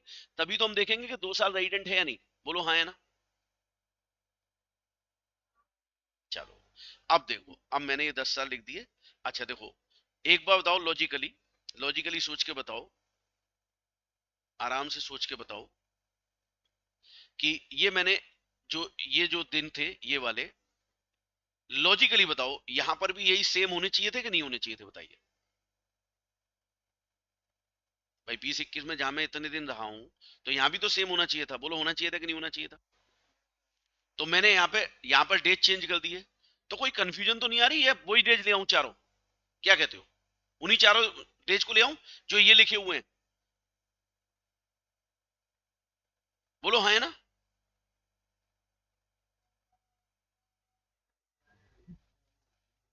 चलो, तो ध्यान रखना बेटा, 4 साल वही रहेंगे वैसे, लॉजिकली तो हमारे यही होने चाहिए जो मैंने ये लिखे हैं। एक काम करता हूँ, 2 मिनट लगेंगे, लिख ही देता हूँ, सही कर देता हूँ, मिलकर कंफ्यूजन क्यों रखा जाए, यही लिख देता हूँ जो यहाँ लिखे। क्या क्या है? 100, 175, 100, 175, 125 और 10। क्योंकि ये चेंज हो ही नहीं सकते, लॉजिकली चेंज हो ही नहीं सकते, सेम ही होंगे ना। जो 4 साल में वहां पे वही तो दिन यहाँ होंगे। बोलो हाँ है ना सब लोग? जो ऊपर 4 साल होंगे वही तो 4 साल ये भी होंगे, या अलग होंगे? चलिए, अब देखिए ध्यान से सुनना, अब मैं सबसे बारी बारी से पूछूंगा और देखता हूं कितने लोग सही जवाब देंगे। देखिए, सबसे पहले मुझे हुमेरा बताएगी कि सर 20-21 जो है इसमें ये रेजिडेंट है कि नहीं बंदा, 100 दिन रहता है, बताओ रेजिडेंट है या नहीं? हुमेरा। कैसे पता चला हुमेरा? 60 डेज से ज्यादा है, ठीक है। फिर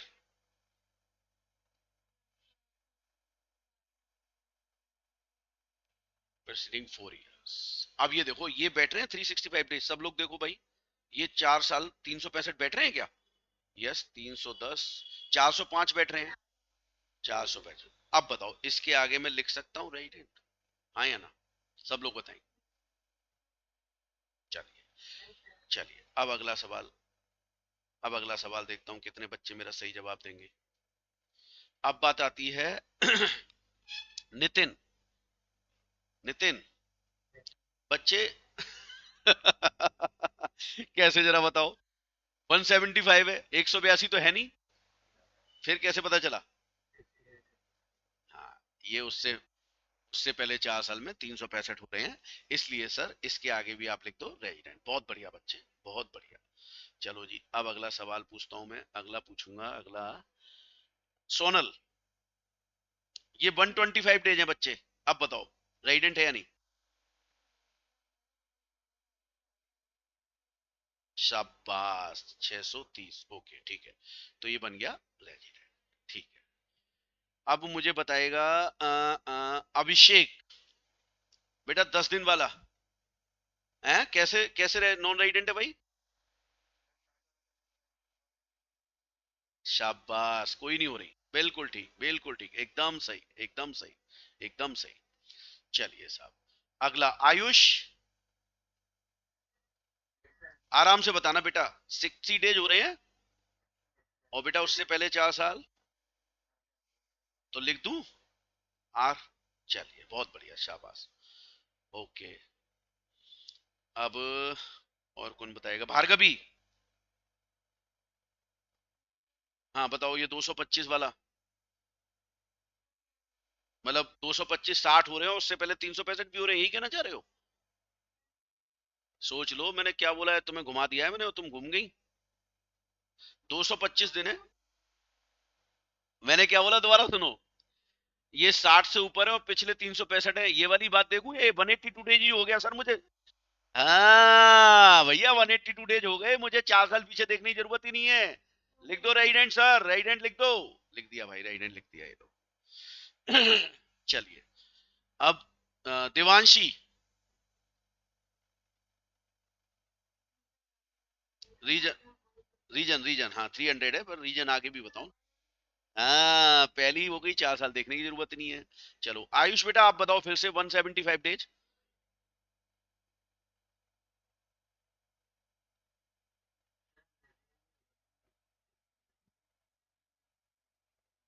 हाँ, हाँ, मतलब देखो, पिछले 4 साल चाहिए, पर अगर एक भी साल 365 डेज हो गया तो मान लिया जाएगा, तो इसका मतलब ये अपने आप रेजिडेंट हो गया। चलिए साहब, आप जरा बताइए, अब मैं यहाँ लिख रहा हूँ दोनों जगह रेजिडेंट और रेजिडेंट, किसी को कोई शक है?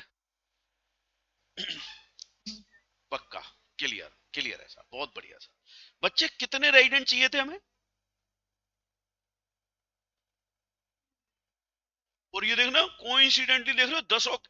अच्छा, एक साल हमारा नॉन रेजिडेंट था ना, ये वाला एनआर लिखना था ना। तो बताइए, बाकी 9 साल रेजिडेंट है, ये चाहिए 2 साल और हो गए 9 साल। बताओ पहली कंडीशन सेटिस्फाइड हुई कि नहीं हुई? अब बच्चे दूसरी कंडीशन क्या है?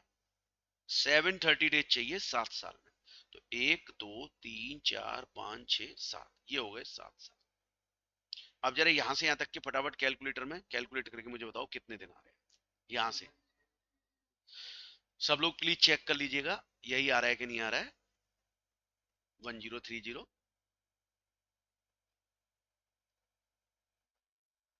जरा बताना बच्चे, ये वाली कंडीशन भी सेटिस्फाइड हो गई कि नहीं हो गई? यस, यस चाहिए। 730 हो गए 1030। और लॉ क्या कह रहा है? लॉ कह रहा है दोनों करो जी, दोनों। बताओ, एडिशनल अगर मैंने एडिशनल दोनों की तो मैं क्या बन गया, जरा बताओ। ओआर बनाया नहीं बना? अच्छा, अब मेरा सवाल ध्यान से सुनना, बहुत इंपॉर्टेंट सवाल पूछ रहा हूं। बेटा मैंने ये वाली सेटिस्फाइड की और ये नहीं की, ये कर दी और ये नहीं की, अब बताओ, अब मैं क्या बनूंगा? ओआर या एनओ? Okay okay. अब मैंने ये वाली नहीं की और ये की। बहुत बढ़िया, यानी कि कुल मिला के ये बात समझ आ गई सर, ओआर बनाना है तो दोनों को ही करना पड़ेगा आपको। ठीक है सर, बताओ। ना मैंने ये की ना मैंने ये की, अब क्या बनाना है?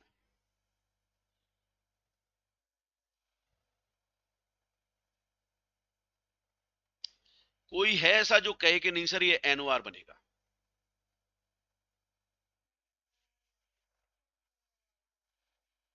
बेटे ध्यान से सुनना सब लोग, एक बार अगर रेजिडेंट बन गया तो या तो वो ओआर बनेगा या एनओआर। ओआर सिर्फ कब बनेगा? जब दोनों कंडीशन सेटिस्फाइड करेगा। ओआर कब बनेगा? जब दोनों कंडीशन सेटिस्फाइड करेगा। अब वो एक करता है एक भी नहीं करता है तो भी दोनों नहीं हुई, दोनों नहीं करता तो भी दोनों नहीं हुई, तो क्या कहलाएगा बताइए? एनओआर कहलाएगा या नहीं कहलाएगा? जल्दी बताओ। इसका मतलब ये हुआ बच्चे कि ओआर के लिए दोनों जरूरी है, और अगर दोनों कर दी तो ओआर, और अगर दोनों में से कुछ नहीं किया तो एनओआर। अब ध्यान रखना, एडिशनल कंडीशन, एक बार अगर आप राइडेंट बन गए और यहां चल पड़े इस तरफ, इस राह पे चल पड़े, तो बस या तो ओआर बनोगे या एनआर। एनओआर, एनआर नहीं बन सकते, क्योंकि एनआर तो बेसिक कंडीशन से ही डिसाइड हो जाएगा। अगर आपने बेसिक एक भी नहीं की तो एनआर, बस काम खत्म, आगे नहीं बढ़ना है। लेकिन अगर आपने अगर आपने बेसिक सेटिस्फाइड कर दी, रेजिडेंट बन गए, और रेजिडेंट बन गए तो बेटा फिर दो एडिशनल कंडीशन है, और ये दोनों एडिशनल कंडीशन आपको क्या करनी पड़ेंगी? सेटिस्फाइड करनी पड़ेंगी। अगर दोनों एडिशनल कंडीशन सेटिस्फाइड नहीं करोगे तो आप ओ आर नहीं, एन ओ आर। बताओ यहां तक एकदम समझ आ गया कि नहीं आ गया? जल्दी से बताओ। सब लोगों की आवाज चाहिए मुझे। अच्छा, अब मैं कुछ ये कहना चाह रहा हूं कि बेसिक में से एक और एडिशनल दोनों, तो मैं क्या बनूंगा? पहले बताओ, बेसिक में से एक सेटिस्फाइड करने पे मैं क्या बनता हूं? ठीक है। और बेसिक एक भी ना करूं तो क्या बनता हूं? एडिशनल दोनों करता हूं तो ओ आर। ठीक है। एडिशनल एक करता हूं और एक भी नहीं करता एडिशनल, एन ओ आर। ये बात याद रहेगी या नहीं रहेगी, ये बताओ। चलो अभी देखता हूं कितनों को याद रहती है, अभी देख लेते हैं। कोई दिक्कत नहीं बच्चे, अभी देख लेते हैं। देखो ये मैंने एक ऐसे ही तुम्हारे उसके लिए कि कितना तुम्हें याद रहता है, बेटे मैंने 10 सिचुएशन दी है।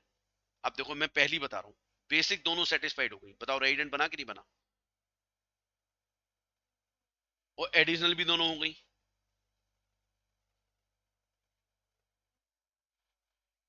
पक्का? अब आपको 2 मिनट का समय, सारे भर डालो आप, सारे भर डालो, सबके नीचे लिखो जो जो लिखना है आपने अपने पास, फिर मैं पूछता जाऊंगा आपसे। करो ट्राई अपने आप।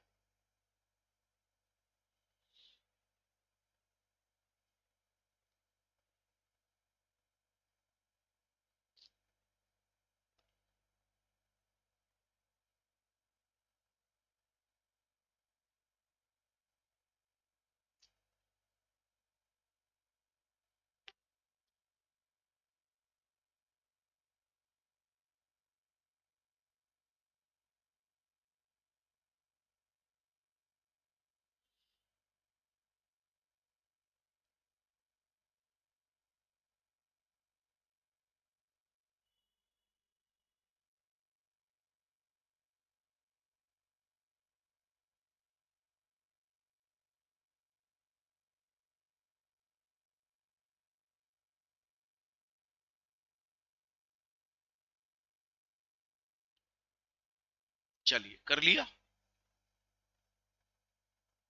चलो अब मैं सेकंड का पूछूंगा। सेकंड सोनल आप बताओ सेकंड का क्या होगा?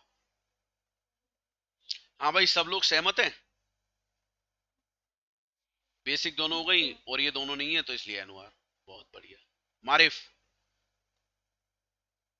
क्या आंसर?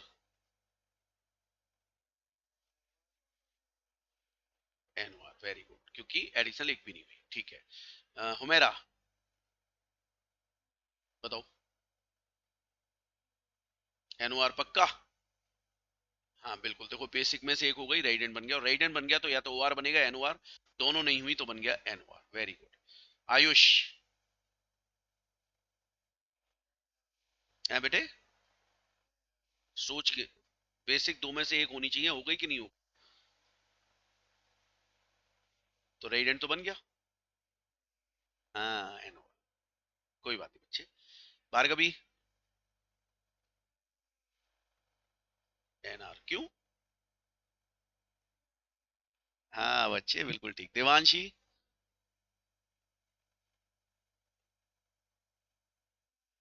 एनओआर। रीजन बताओ, रीजन साथ के साथ।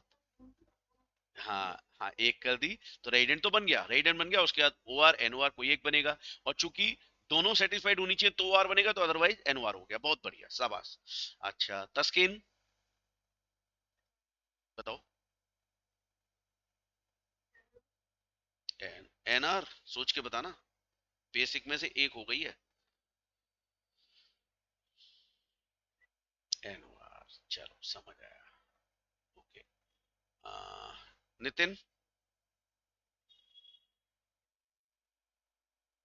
कोई भी नहीं, शाबाश। चलो, लास्ट का कौन आंसर देगा? सब लोग देंगे एक साथ? हाँ, रीजन कुछ भी नहीं कर रहा भाई, तो कुछ नहीं कर रहा तो एनाल तो बनेगा ही। अब बताओ, एकदम हमारे दिमाग में छप गई बात। वो क्या छपी? कि सर बेसिक में एक हो जाए रेजिडेंट, और उसके बाद एडिशनल दोनों हो गई तो ओ आर, और एडिशनल दोनों नहीं हुई या कोई एक हुई तो एन ओ आर। बोलो, एकदम दिमाग में बैठ गई। अब बताओ, मैं एक क्वेश्चन दूं और 5 मिनट का समय दूं, तो आप ट्राई करोगे उसे? बिल्कुल बनता है, करना भी बनता है। चलिए मैं सवाल पे आता हूँ सीधा, और देता हूँ आपको।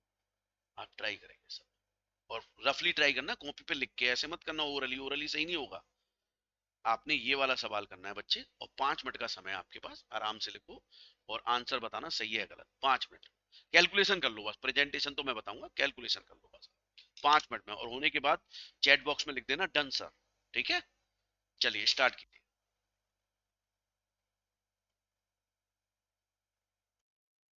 चलिए अब आप लोग मेरी मदद करेंगे। ध्यान से देखिएगा। Mister William a foreign citizen. देखिए, फॉरेन सिटीजन से कोई फर्क नहीं पड़ता। अगर इंडियन सिटीजन होता तो हम कुछ क्वेश्चन को दूसरे नजरिए से देखते, और वो तो अभी हमने सीखा ही नहीं है, तो इसलिए फॉरेन सिटीजन की बात की। इंडिया आया पहली बार 15 अप्रैल 2016। 15 अप्रैल 2016 को वो पहली बार इंडिया आया। ठीक है सर। और वो ऐसे ऐसे इंडिया में रहा, और हमें पूछ रहे हैं वो कि रेजिडेंशियल स्टेटस बताइए आप, डिटरमाइन रेजिडेंशियल स्टेटस विलियम का 22-23 के। तो बताइए, सबसे पहले मुझे प्रीवियस ईयर चेक करना चाहिए कि नहीं करना चाहिए, बताइए।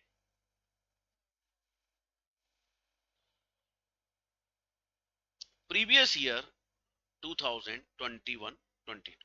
अब हम देखेंगे इसमें कितने दिन वो रहा। 75 डेज, है ना? चलिए, 75 डेज। तो बड़ी क्लियर सी बात हो गई कि सर 182 डेज तो ये कर नहीं पाया, तो 75 कर दिया। तो बताइए, अब काम शुरू हुआ खत्म हो गया? शुरू। अब शुरू हुआ है तो क्या करूं बच्चे फिर? 20-21, 19-20, 18-19, और 17-18। जरा बताइए कितने कितने दिन रहा वो यहाँ पर, बताएं जरा। कोई एक बताना शुरू। ओके,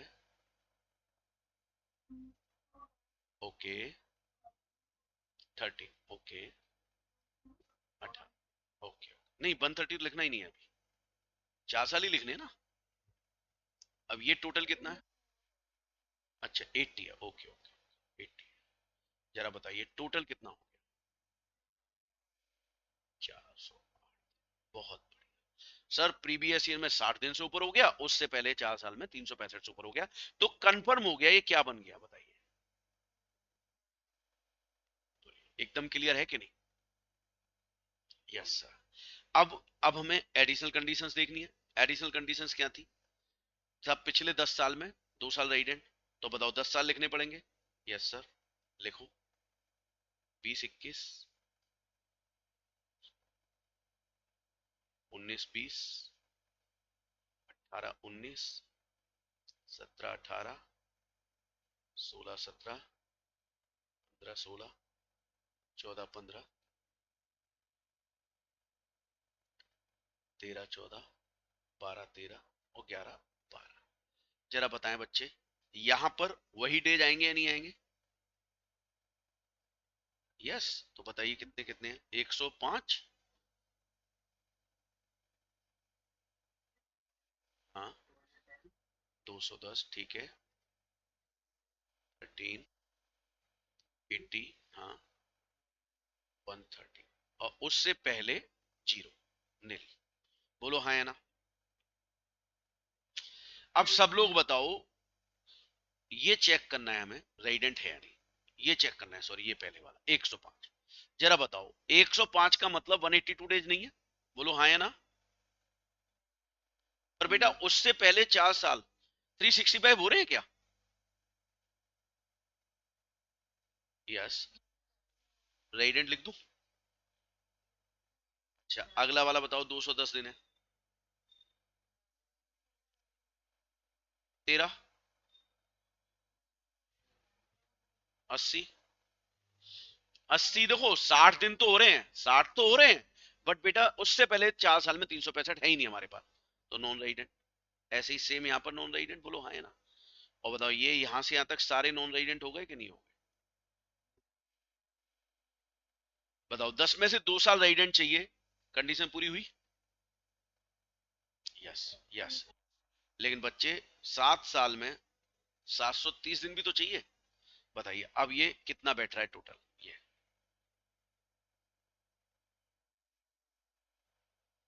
इसका मतलब हुआ कि एडिशनल कंडीशंस में कंडीशन 1 तो सेटिस्फाइड हो गई, 2 साल रेजिडेंट वाली, पर 730 दिन वाली नहीं हुई। आंसर क्या हुआ? रेजिडेंट। रेजिडेंट तो था बट एन हुआ। सब लोग बताओ, एकदम समझ आया कॉन्सेप्ट? पक्का? चलो एक सवाल और दूं, 5 मिनट में हो जाएगा। चलो 5 मिनट्स फिर से लगाओ, और अब आप सवाल करो पहले वाला, फर्स्ट ये वाला ट्राई करो आप, ये वाला। और करते ही टेंशन लिख देना फटाफट से।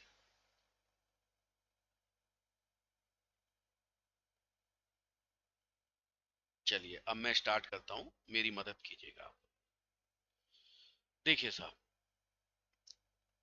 पहली बार 16 अप्रैल 2011 को इंडिया आया था, और अपने इस स्टेट में स्टे में वो 5 अक्टूबर 2021 तक इंडिया में रहा। 20 मई तक दिल्ली, उसके बाद आगरा। इससे कोई फर्क नहीं पड़ रहा कि वो दिल्ली में था आगरा में था, कोई फर्क नहीं। 22 23 का रेजिडेंशियल स्टेटस निकला। देखिए, इसको आराम से देखें तो हमें देखना है पहले प्रीवियस ईयर 2021 22 में वो कितने था। जरा बताना, ये वाला प्रीवियस ईयर कौन सा रहा होगा? 11 12 रहा होगा या नहीं रहा होगा? सब लोग स्टूडेंट से मानो गलती क्या होती है, ध्यान से सुनना बच्चे, गलती क्या होती है। गलती वो ना, ये 16 अप्रैल को इस ईयर में समझने लग जाते हैं, जबकि ये तो 11 12 का है। अब जरा बताओ, इस ईयर में वो 14/21 से 5/10/21, इतने ही पीरियड तो इंडिया में था। बोलो हाँ है ना। अगर ये डेज काउंट करूं तो कितने आ रहे हैं बच्चे यहां से यहां तक दिन?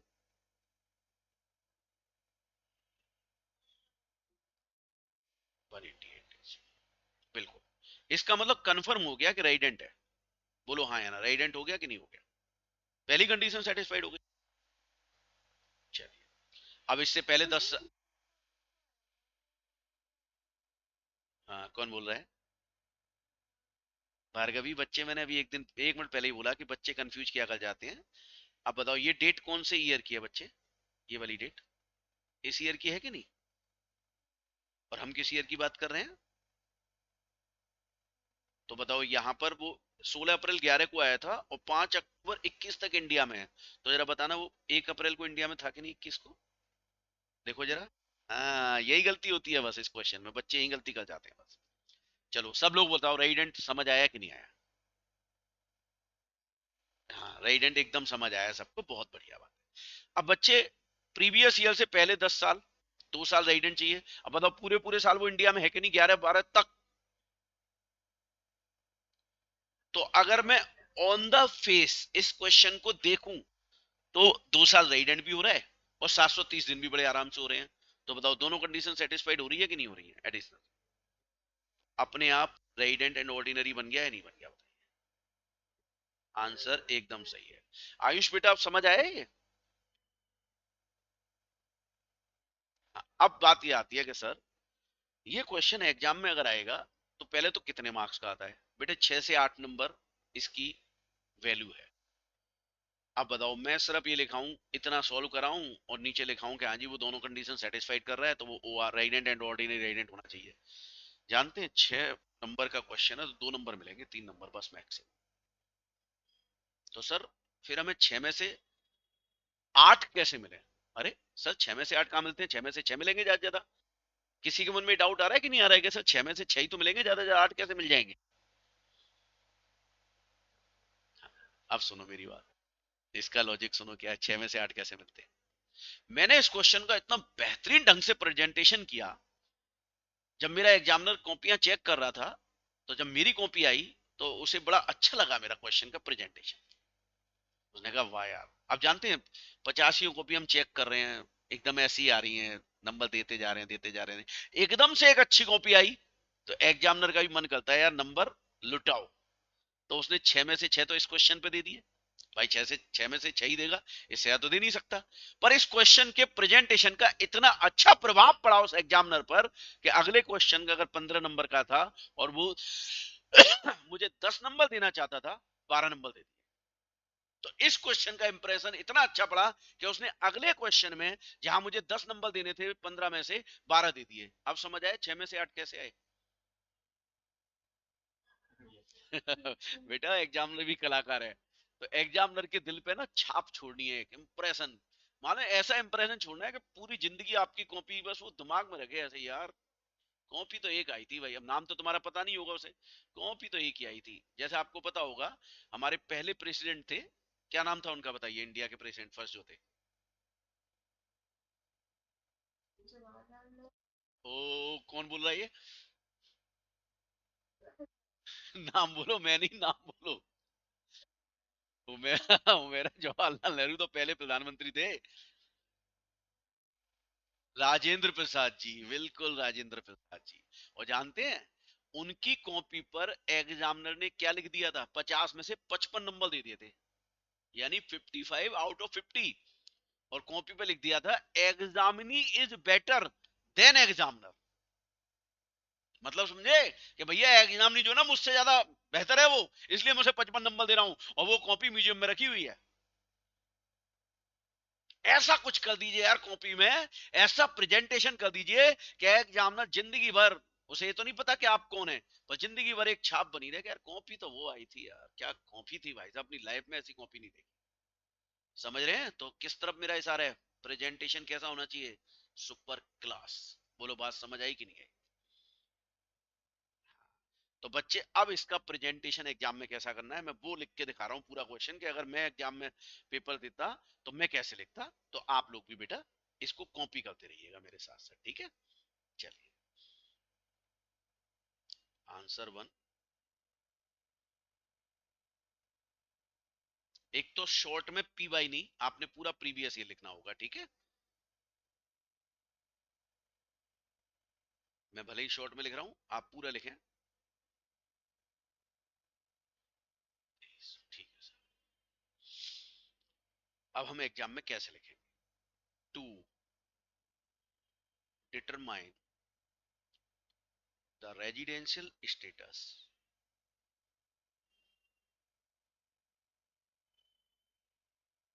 Of an individual,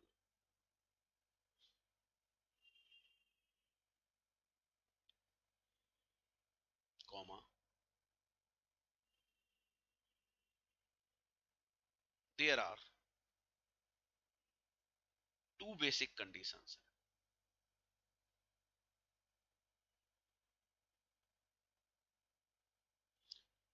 Out of them, one is to be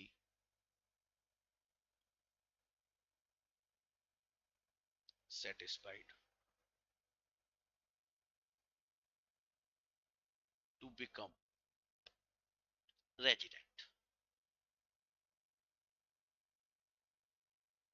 comma, which are as under dash, which are as under dash. फिर हम हेडिंग डाल देंगे बेसिक कंडीशंस.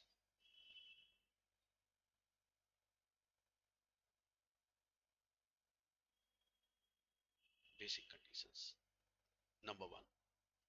अब देखो सीधा 182 डेज नहीं, लैंग्वेज बना के, he must be in India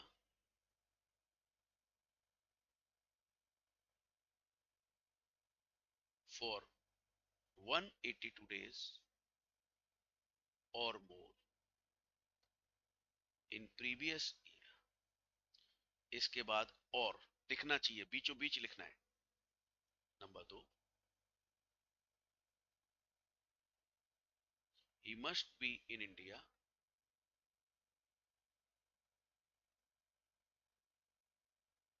for 60 days or more in previous year, और प्लस नहीं and 365 days or more in 4 years. No PPY preceding the previous year, पूरा लिखेंगे preceding the previous year.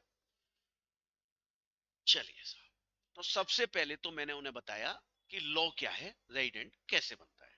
यहां तक सबने लिख लिया? लिखो बेटा लिखो, कोई बात नहीं.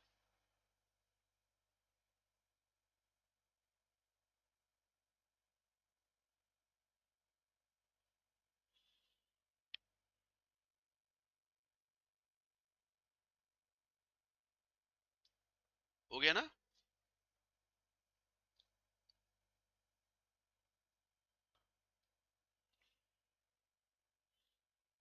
चलिए अब देखिए, क्वेश्चन में असेसी का नाम क्या है? पी.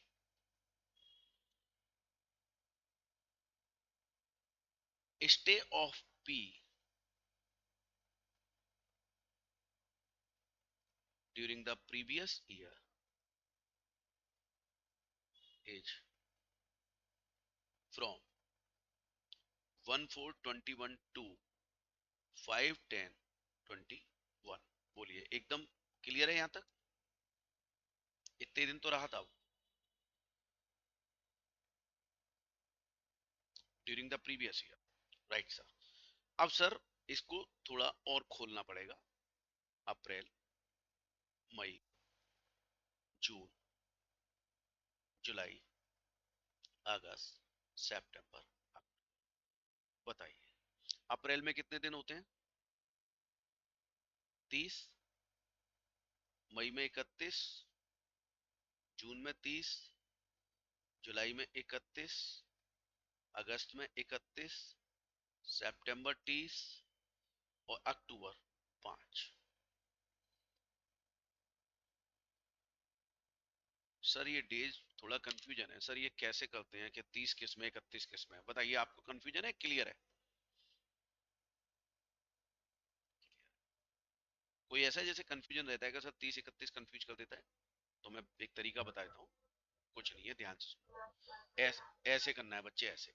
ये देख रहे हो, ये उठा हुआ जनवरी है, जनवरी, ठीक है.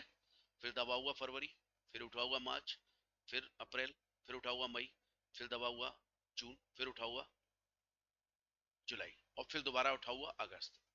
इसका मतलब ये हुआ कि जितने भी उठे हुए हैं सारे 31 यानी 31 दिन के होंगे. जनवरी, फरवरी, मार्च, अप्रैल, मई, जून, जुलाई. जुलाई उठा हुआ है ना, और इसके बाद दोबारा आऊंगा तो अगस्त भी उठा हुआ, इसलिए दोनों 31 31. अब बताइए, एकदम याद हो गया या नहीं हो गया सबको? चलिए चलिए बच्चे, चलिए. अब ये टोटल हमारा कितना आया था बच्चे? 188 डेज. यही तो आया था हमारा. देखो देखो, यही तो आया था. एम आई राइट? चलो, अब बेटे आंसर लिखना है हमें. यानी हमने क्या किया, देखो प्रेजेंटेशन क्या था, सबसे पहले हमने उन्हें बताया लॉ क्या है, फिर हमने उन्हें ये क्या करके दिखाई, कैलकुलेशन, और फिर अब हम लिखेंगे डिसीजन। अब डिसीजन क्या है, since mister P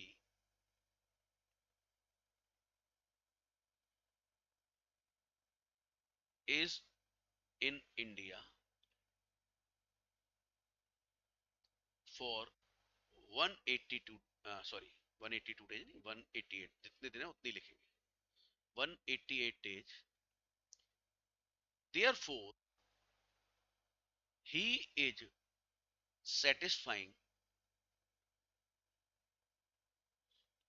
basic condition number 1, so he will be called resident, comma, whether, comma, he is or or or nor or nor, we have to check additional conditions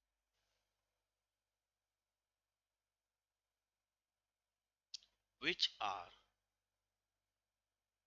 as under, which are as under, यानी हमने 188 दिन से उन्हें बता दिया कि basic condition number 1 satisfied कर दी, तो वो रेजिडेंट बन गया। अब वो ओआर है या एनओआर है, हमें एडिशनल कंडीशन चेक करनी होगी, वो निम्नलिखित हैं। चलिए अब एडिशनल कंडीशन हेडिंग डाल देते हैं भाई।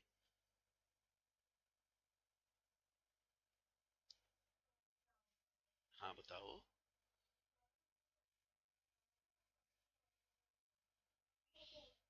नहीं नहीं नहीं, अप टू मतलब 5 तारीख तक रहा है ना, तो मैंने कहा ना आने वाला दिन और जाने वाला दिन दोनों इंडिया में मानेंगे। हाँ चलिए, चलिए साहब अब आगे एडिशनल कंडीशंस भी लिख लेते हैं भाई। पहला, ही शुड बी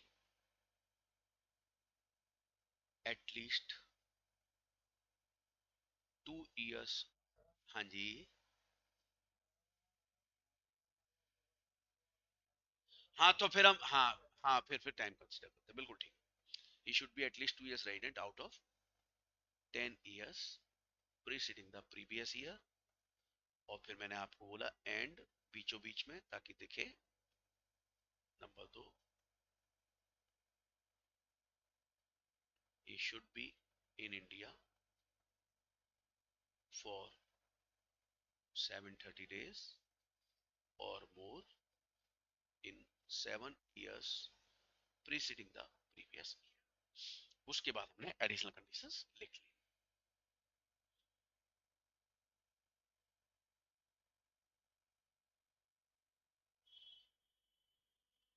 यहां तक लिख लिया आप लोगों ने?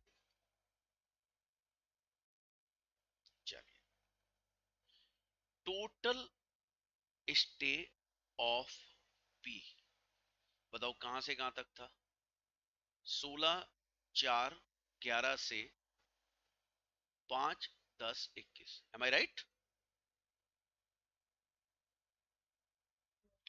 चलिए अब हम इसके बाद 10 साल लिखेंगे भाई, 10 साल लिखेंगे, और 20, 21, 18, 19, 17, 18, 16, 17, 15, 16, 14, 15, 13, 14, 12, 13, 11, 12। चलिए सर अब हम देखेंगे कितने कितने दिन वो रहा। जरा एक बात बताइए सब लोग सोचकर, 20, 21 में वो कितने दिन रहा होगा? ध्यान रखना उसका स्टे कहां से कहां तक इंडिया में रहा है, हमेशा वो इंडिया में था यहां से यहां तक, और इसको ध्यान में रखते हुए जवाब चाहिए मुझे। कितने दिन इंडिया में? वो मेरा 180 डेज कैसे है? वो तो 21 22 था, 188 डेज। 365, ये किसने बोला 365 डेज? आरती, बिल्कुल ठीक बोला आरती, एकदम सही बोला आपने। 365 डेज है, पूरे साल रहा। अच्छा सिद्धार्थ यहाँ कितने दिन रहा बेटा 18 19 में?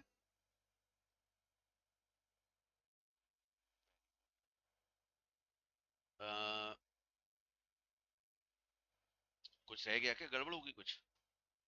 हाँ हाँ हाँ हाँ, बिल्कुल गड़बड़ हुई है बेटा, तभी कहता हूँ ध्यान रखा करो, थोड़ा गलती हो सकती है। तो एक काम करते हैं,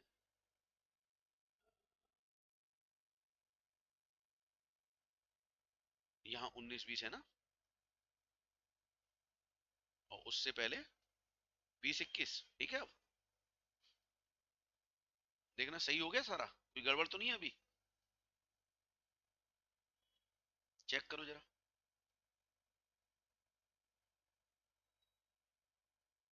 अब ठीक है ना? हाँ, चलो। तो सबसे पहले 20-21 में आपने कहा 365 डेज, चलिए साहब एग्री कर गया, 365 डेज।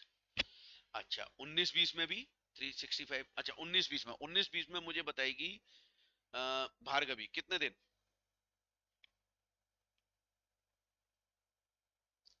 भार्गवी कितने दिन 19-20 में? अच्छा कोई बात नहीं, तस्कीन आप बताओ। 365। कोई और कुछ कहना चाहता है आप में से कि नहीं सर 365 नहीं आएगा? कोई भी, कोई भी कहना चाहे कि नहीं सर 365 नहीं? हाँ, ये किसने बोला? सोनल। 366 क्यों आया भाई, क्यों आया? लीप ईयर है ना, पक्का? अच्छा लीप ईयर कैसे पता चलता है कि लीप ईयर है? बस, अब देखो 2020 चार से पूरा पूरा कट रहा है कि नहीं कट रहा है? बोलो, फ्रैक्शन में तो नहीं आ रहा ना, इसलिए। चलिए, तो 18-19 में आयुष कितने दिन आएंगे बेटे, 18-19 में? वेरी गुड, अब सब लोग बोलो 17-18, 16-17। अच्छा ये वाला लीप ईयर हो गया फिर से, वेरी गुड। हमें चाहिए कितने, 1 2 3 4 5 6 7 8 9 10, ठीक है। और ये 13-14 भी 365, ये भी 365, ये कितना होगा बताइए, 11-12? देखो 366 होना चाहिए, लीप ईयर है। अब जरा देखो वो कब आया इंडिया में, कब आया, ध्यान से देखो। 16 तारीख को। तो 16 से वो इंडिया में था कि नहीं? तो इसका मतलब इस साल वो 15 दिन ही तो बाहर था। ये किसका माइक है प्लीज, ये थोड़ी आवाज आ रही है इसमें, थोड़ा बंद कीजिए। हाँ, अब बताइए, 16 तारीख को वो इंडिया आ गया, तो 16 से तो वो इंडिया में है। तो अब मैं ये कहूं कि 15 दिन इंडिया से बाहर था, कह सकता हूं या नहीं कह सकता हूं 11-12 में? तो बताइए, 15 दिन माइनस कर दूं तो इंडिया में 351 दिन आ गए कि नहीं आ गए, बताओ। सब लोग बताओ, एकदम क्लियर है कि नहीं? 350 डेज, 351 डेज। यस, बिल्कुल क्लियर है सर। अब बच्चे ये बताओ, अब मुझे क्या करना है, हर साल चेक करना है वो रेडिडेंट है कि नहीं, बोलो हाँ है ना? चलो बताओ, पहले साल क्या करूं, रेडिडेंट लिखूं या नहीं लिखूं? 10 में से मतलब 2 साल रेडिडेंट चाहिए। और रेडिडेंट कैसे होता है, या तो 182 डेज या 60 प्लस 365। तो बताइए 182 डेज की वजह से रेडिडेंट हो गया या नहीं हो गया?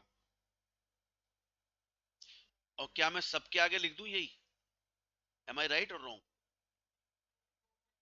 अच्छा फिर 7 साल भी चाहिए बच्चे। अब जानते हैं ये 7 साल का ना आपको टोटल करके बताना है एग्जाम में, अगर आप लिखाए कि नहीं जी ये भी सेटिस्फाइड हो रही है तो बात नहीं बनेगी, एक नंबर कट जाएगा इस बात का। बताओ जरा टोटल करके कितना आ रहा है ये 7 साल का? 2557 डेज। बस, यहां तक किसी के मन में कोई डाउट? बोलो हाँ है ना? सबको क्लियर है ना? तो बताओ, दोनों कंडीशन सेटिस्फाइड हो गई तो ओ आर बन गया या नहीं बन गया? बन गया। अब आंसर लिखना है, लिख देते हैं भाई। Since mister P is satisfying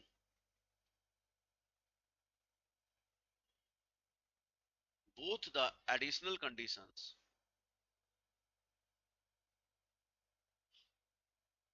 so he will be called resident and ordinary resident. बस सवाल खत्म, सवाल समाप्त।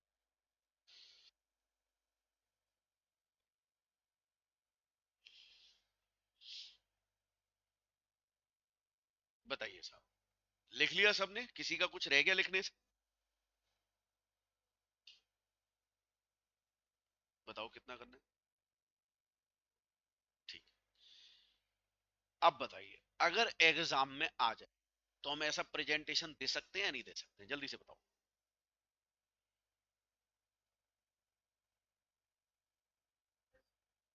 एक बार मैं इसे पूरा रिकैप कराता हूं दोबारा, फिर एक दो सवाल रफली सॉल्व करेंगे, और फिर मैं कुछ होमवर्क दूंगा जिन्हें आप करके लाएंगे, फिर हम अगली क्लास में आगे बढ़ेंगे। ठीक है? तो जरा एक बार दोबारा से बताता हूँ। देखिए साहब, हमें एग्जाम में करना है तो कैसे करना है बेटा? सबसे पहले हमें बतानी है क्या? लॉ। ये लॉ है, ये आपका ये लॉ पूरा बताना है हमसे। उसके बाद बच्चे, ये हमें क्या दिखानी है? कैलकुलेशंस। ठीक है? और कैलकुलेशन के बाद हमें क्या दे देना है? ये डिसीजन। बोलो यहां तक बात क्लियर? यानी पहले law, then calculation, then decision. बोलो हाँ या ना? चलो, फिर से बच्चे लॉ, है ना, फिर से देखो कैलकुलेशंस, और फिर से डिसीजन। बस ये याद रखना है, पहले लॉ बताओ, फिर उस लॉ के सपोर्ट में कैलकुलेशंस करो, और फिर उस सपोर्ट पे जो आंसर आ रहा है वो आंसर दे दीजिए। Law, calculation, decision, law, calculation, decision. तो बताइए, एकदम क्रिस्टल क्लियर है यहां तक? चलिए, अब हम कुछ क्वेश्चंस, एक दो तीन जितने हो जाएंगे हम पे, अब हम रफली सॉल्व करेंगे और आंसर्स निकालेंगे। बोलो रेडियो तुम लोग? चलो आ जाओ जी। दो क्वेश्चन हमने ढंग से कर लिए। अब देखो, जो मैं करने के लिए बोलूं वो मेरे सामने करो, जो मुझे लगेगा जिसमें दिक्कत है वो मैं तुमसे अभी करवा रहा हूँ। बाकी मैं होमवर्क दूंगा, वो आप करेंगे। ठीक है? चलिए, आप लोग अब ट्राई करेंगे मेरे सामने अ,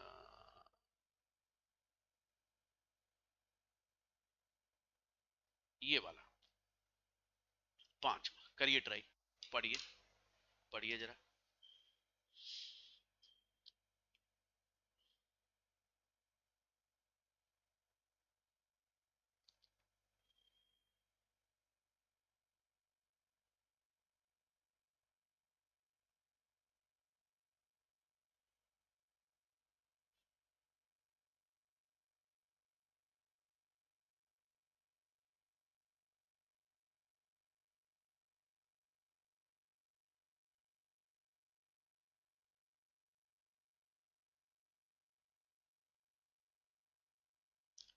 चलिए, मेरे साथ हेल्प करेंगे मेरी।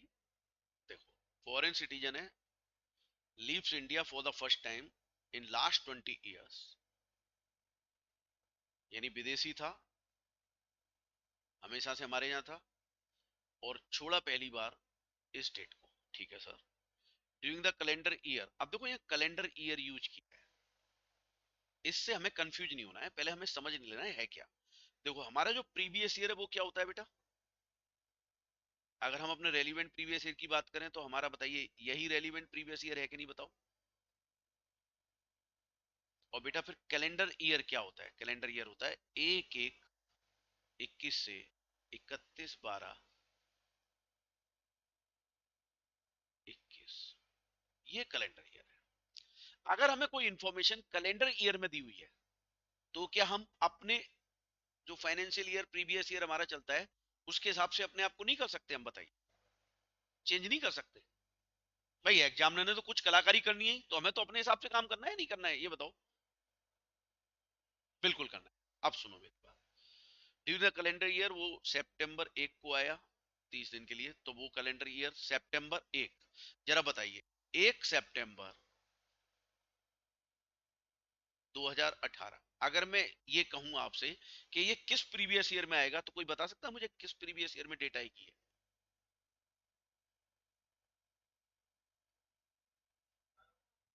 बिल्कुल, बिल्कुल बच्चे, एकदम सही। 1 अप्रैल 18 से 31 मार्च 19 के बीच ये डेट आ गई, बहुत बढ़िया। तीसरी था during calendar year 19 and 20, he was not visit he does not visit India at all but comes to India on 16 जनवरी 22, 16 जनवरी 22। और इसके बाद कुछ नहीं बताया, तो हम ये मान के चल रहे हैं कि 16 जनवरी को आया था तो 31 मार्च तक इंडिया में था। अब जरा बताओ हमारा प्रीवियस ईयर ये है बच्चे, बोलो हाँ है ना। चलिए, अब अगर ये है तो अब हमें क्या करना है, अब हमें इसमें देखना है वो कितने दिन इंडिया में था। जरा बताओ 16 जनवरी को आया है तो इसका मतलब जनवरी का महीना कितने दिन का होता है, 31 दिन का। और 16 को आया है तो 16 इंडिया में मानी जाएगी। 16 से 31 दिन तक काउंट करूं तो कितने आ रहे हैं बताइए।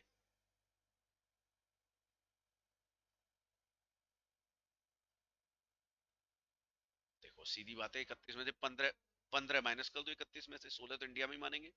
तो बताइए 16 लिख दूं या नहीं लिख दूं बताओ।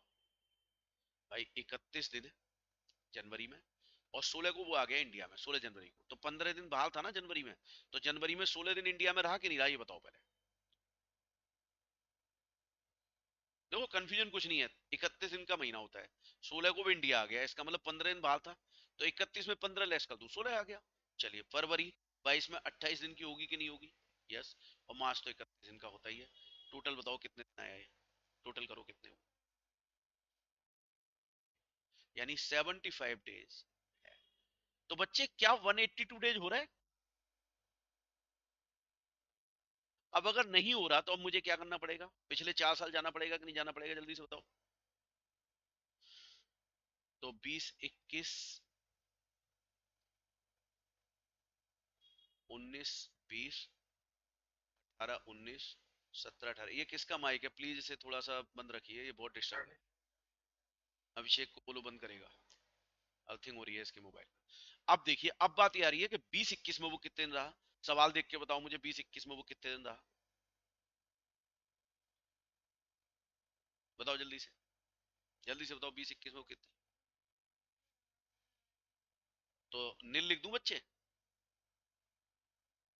अच्छा चलो नील लिख दिया, नील लिख दिया। और बताओ उससे पहले में जाओ, यहां बताओ 19 20 में भी नहीं रहा नील।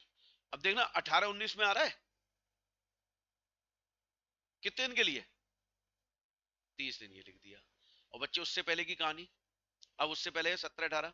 अब देखो वो 17 18 की स्थिति देखो क्या है, 17 18 की ये देखो ये वाली डेट, इस डेट को गया है ना वो 17 में, बोलो हाँ है ना। तो इसका मतलब ये हुआ कि 1 4 17 से 31 3 18, ये प्रीवियस ईयर हुआ 17 18, बोलो हाँ है ना। तो 17 18 में क्या मैं लिख सकता हूं कि वो 1 4 17 से 20 11 17 तक इंडिया में था। एम आई राइट और रॉन्ग, जरा बताना कितने दिन हुए, कैलकुलेटर उठाओ फटाफट। अप्रैल में 30, अप्रैल में 30, मई में 31, जून में 30, जुलाई में 31, अगस्त में 31 और सितंबर में 30, अक्टूबर में 31 और नवंबर 20। बताओ कितना आया बेटा, अब ये टोटल करना कितना आया।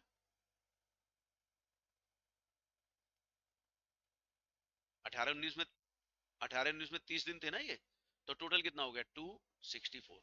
बच्चे प्रीवियस ईयर में तो वो 75 डेज था, पर उससे पहले 4 साल में वो 365 दिन नहीं है। तो बताइए आंसर इज करेक्ट और रॉन्ग, बोलिए आंसर सही है गलत है। सब लोग बोलेंगे, सब लोग, नॉन रेजिडेंट होगा ना। चलिए बहुत बढ़िया, इसका मतलब ये सवाल हमें समझ आ गया, हमें कोई दिक्कत नहीं है सर, हम आराम से सॉल्व कर लेंगे, कहीं कोई दिक्कत नहीं है। चलिए सर, चलिए सर। अब क्वेश्चन नंबर 8। सबसे पहले प्रीवियस ईयर में देखा करो कितने दिन रहा, फटाफट चेक करो, करो ट्राई, करो ट्राई अब सवाल को। क्वेश्चन नंबर 8 ट्राई करो।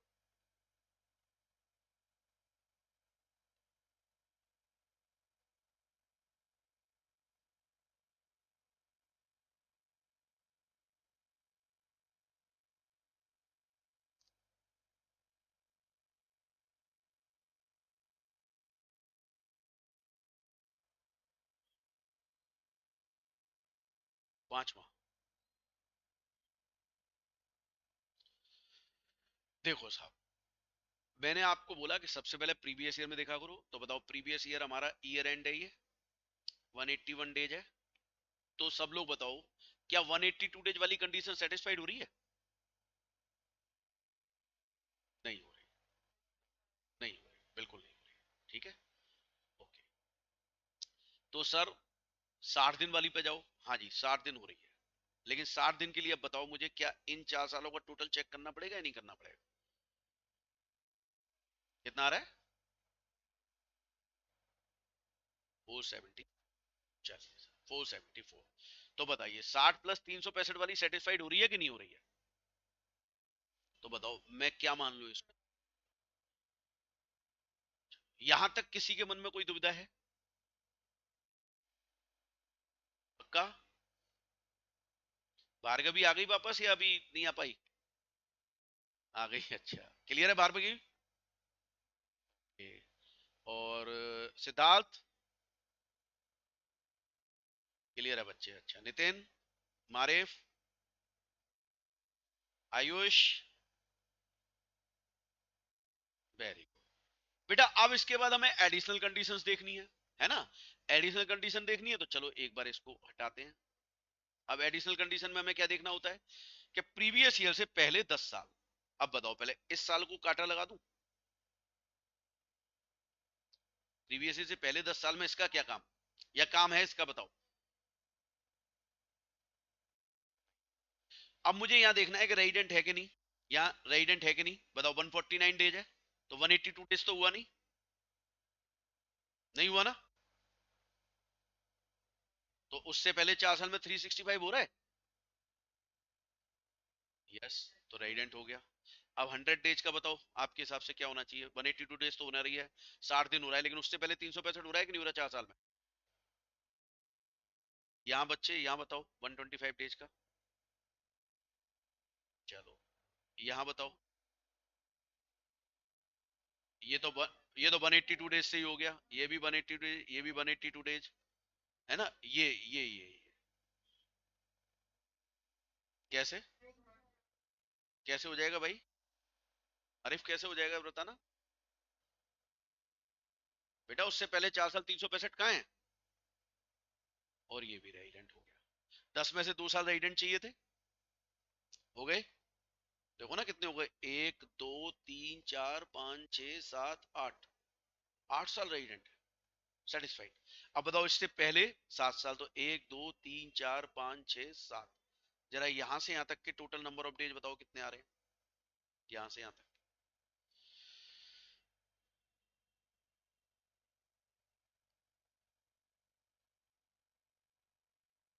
टोटल नंबर ऑफ डेज बताओ कितने आए?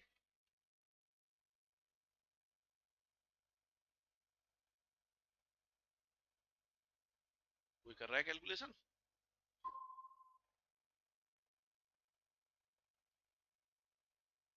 टोटल बता दी कैलकुलेट करके।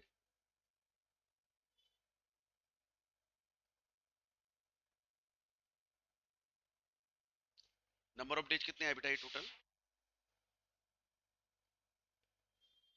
मेरी आवाज आ रही है आप लोगों को? हाँ, कितने आ रहे हैं टोटल, किया किसी ने?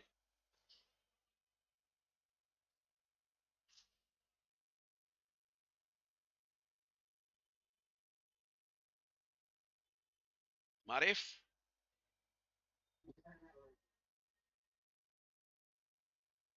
बस ये जोड़ दो यहाँ से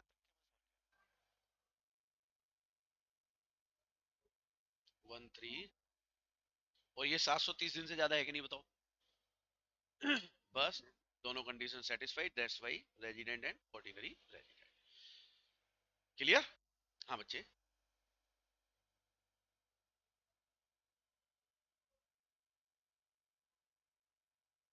नहीं बेटा, इंडियन सिटीजन की तो बात अभी मैं कर ही नहीं रहा हूँ, अभी अभी मैंने वो पढ़ा ही नहीं है, क्योंकि ये इंडियन सिटीजन वाले में आएगा नहीं है एक्सेप्शन में, इसलिए मैंने अभी करा दिया है। कौन बोल रहा है ये? हाँ, अभिषेक। ये नहीं बेटा, वो 150 है तो 60 डेज वाली तो है, बट उससे पहले 365 नहीं है।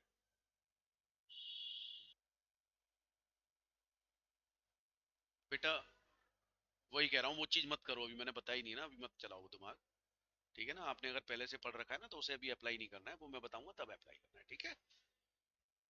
चलो भाई, अब एक बार बताओ, एक बार रिकैप कर लेते हैं दोबारा से जो आज पढ़ा है मैंने, ताकि समझ आ जाए सारी चीज। जल्दी से बताओ, जल्दी जल्दी से, जो पूछता जाऊं वो बताते जाओ। दो बेसिक कंडीशन है, 182 दिन या 60 दिन प्रीवियस ईयर, उससे पहले 4 साल में 365 दिन, दोनों में से एक सेटिस्फाइड होने पर क्या बनता है, जल्दी बताओ सब लोग। और कोई सेटिस्फाइड नहीं करी तो क्या बनेगा? रेजिडेंट बन गया तो एडिशनल कंडीशंस। Yes sir.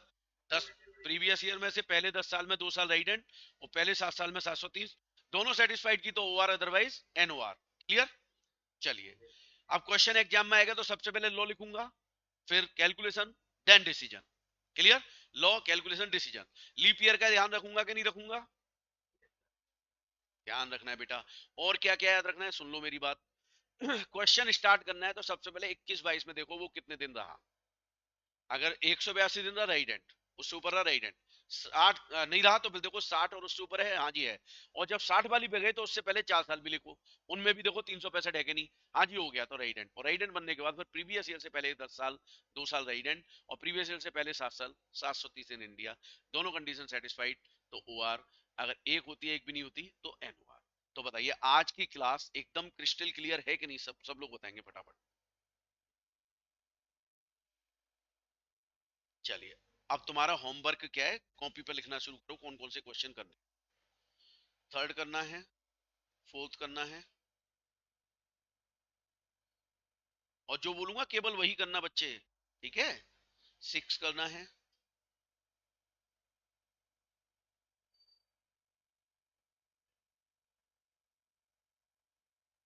और ये करना है बस आपने 10। यही क्वेश्चंस बस आपने करने हैं। सबके आंसर नीचे लिखे हुए हैं, सब लोग आप ट्राई करेंगे। जो भी डाउट होगा मैं नेक्स्ट क्लास में पहले आपसे डाउट पूछूंगा, फिर मैं आगे बढ़ूंगा। नोट सबके पास पहुंच चुके होंगे मेरे ख्याल से, है ना? हाँ, अब मैं 10वां और छठा, चौथा, तीसरा, यही थे? और कोई भी क्वेश्चन था बच्चे? यही बोले ना मैंने, हाँ बस बस यही करने हैं। चलिए, तो नेक्स्ट क्लास में मिलते हैं, आज की क्लास को यहीं समाप्त करते हैं। नेक्स्ट क्लास में ये आप करके लाइए, और प्लीज कुछ मत पढ़िएगा, जो मैंने करा है केवल उतना करना, नहीं तो आप कंफ्यूज हो जाएंगे। अभी कंफ्यूज नहीं होना है, पहले मैं पढ़ा लूं, फिर जो मर्जी पढ़ लेना, कोई दिक्कत नहीं, मुझे कोई फर्क नहीं पड़ता। पर पहले मुझे कॉन्सेप्ट क्लियर करने दीजिए। ठीक है, तो आज की क्लास में यही समाप्त करता हूँ, नेक्स्ट क्लास में आपसे मिलते हैं 8:45 पर मंडे को, और आगे बढ़ेंगे। ठीक है, चलिए आज की क्लास यही छोड़। Welcome, welcome, welcome, welcome, welcome.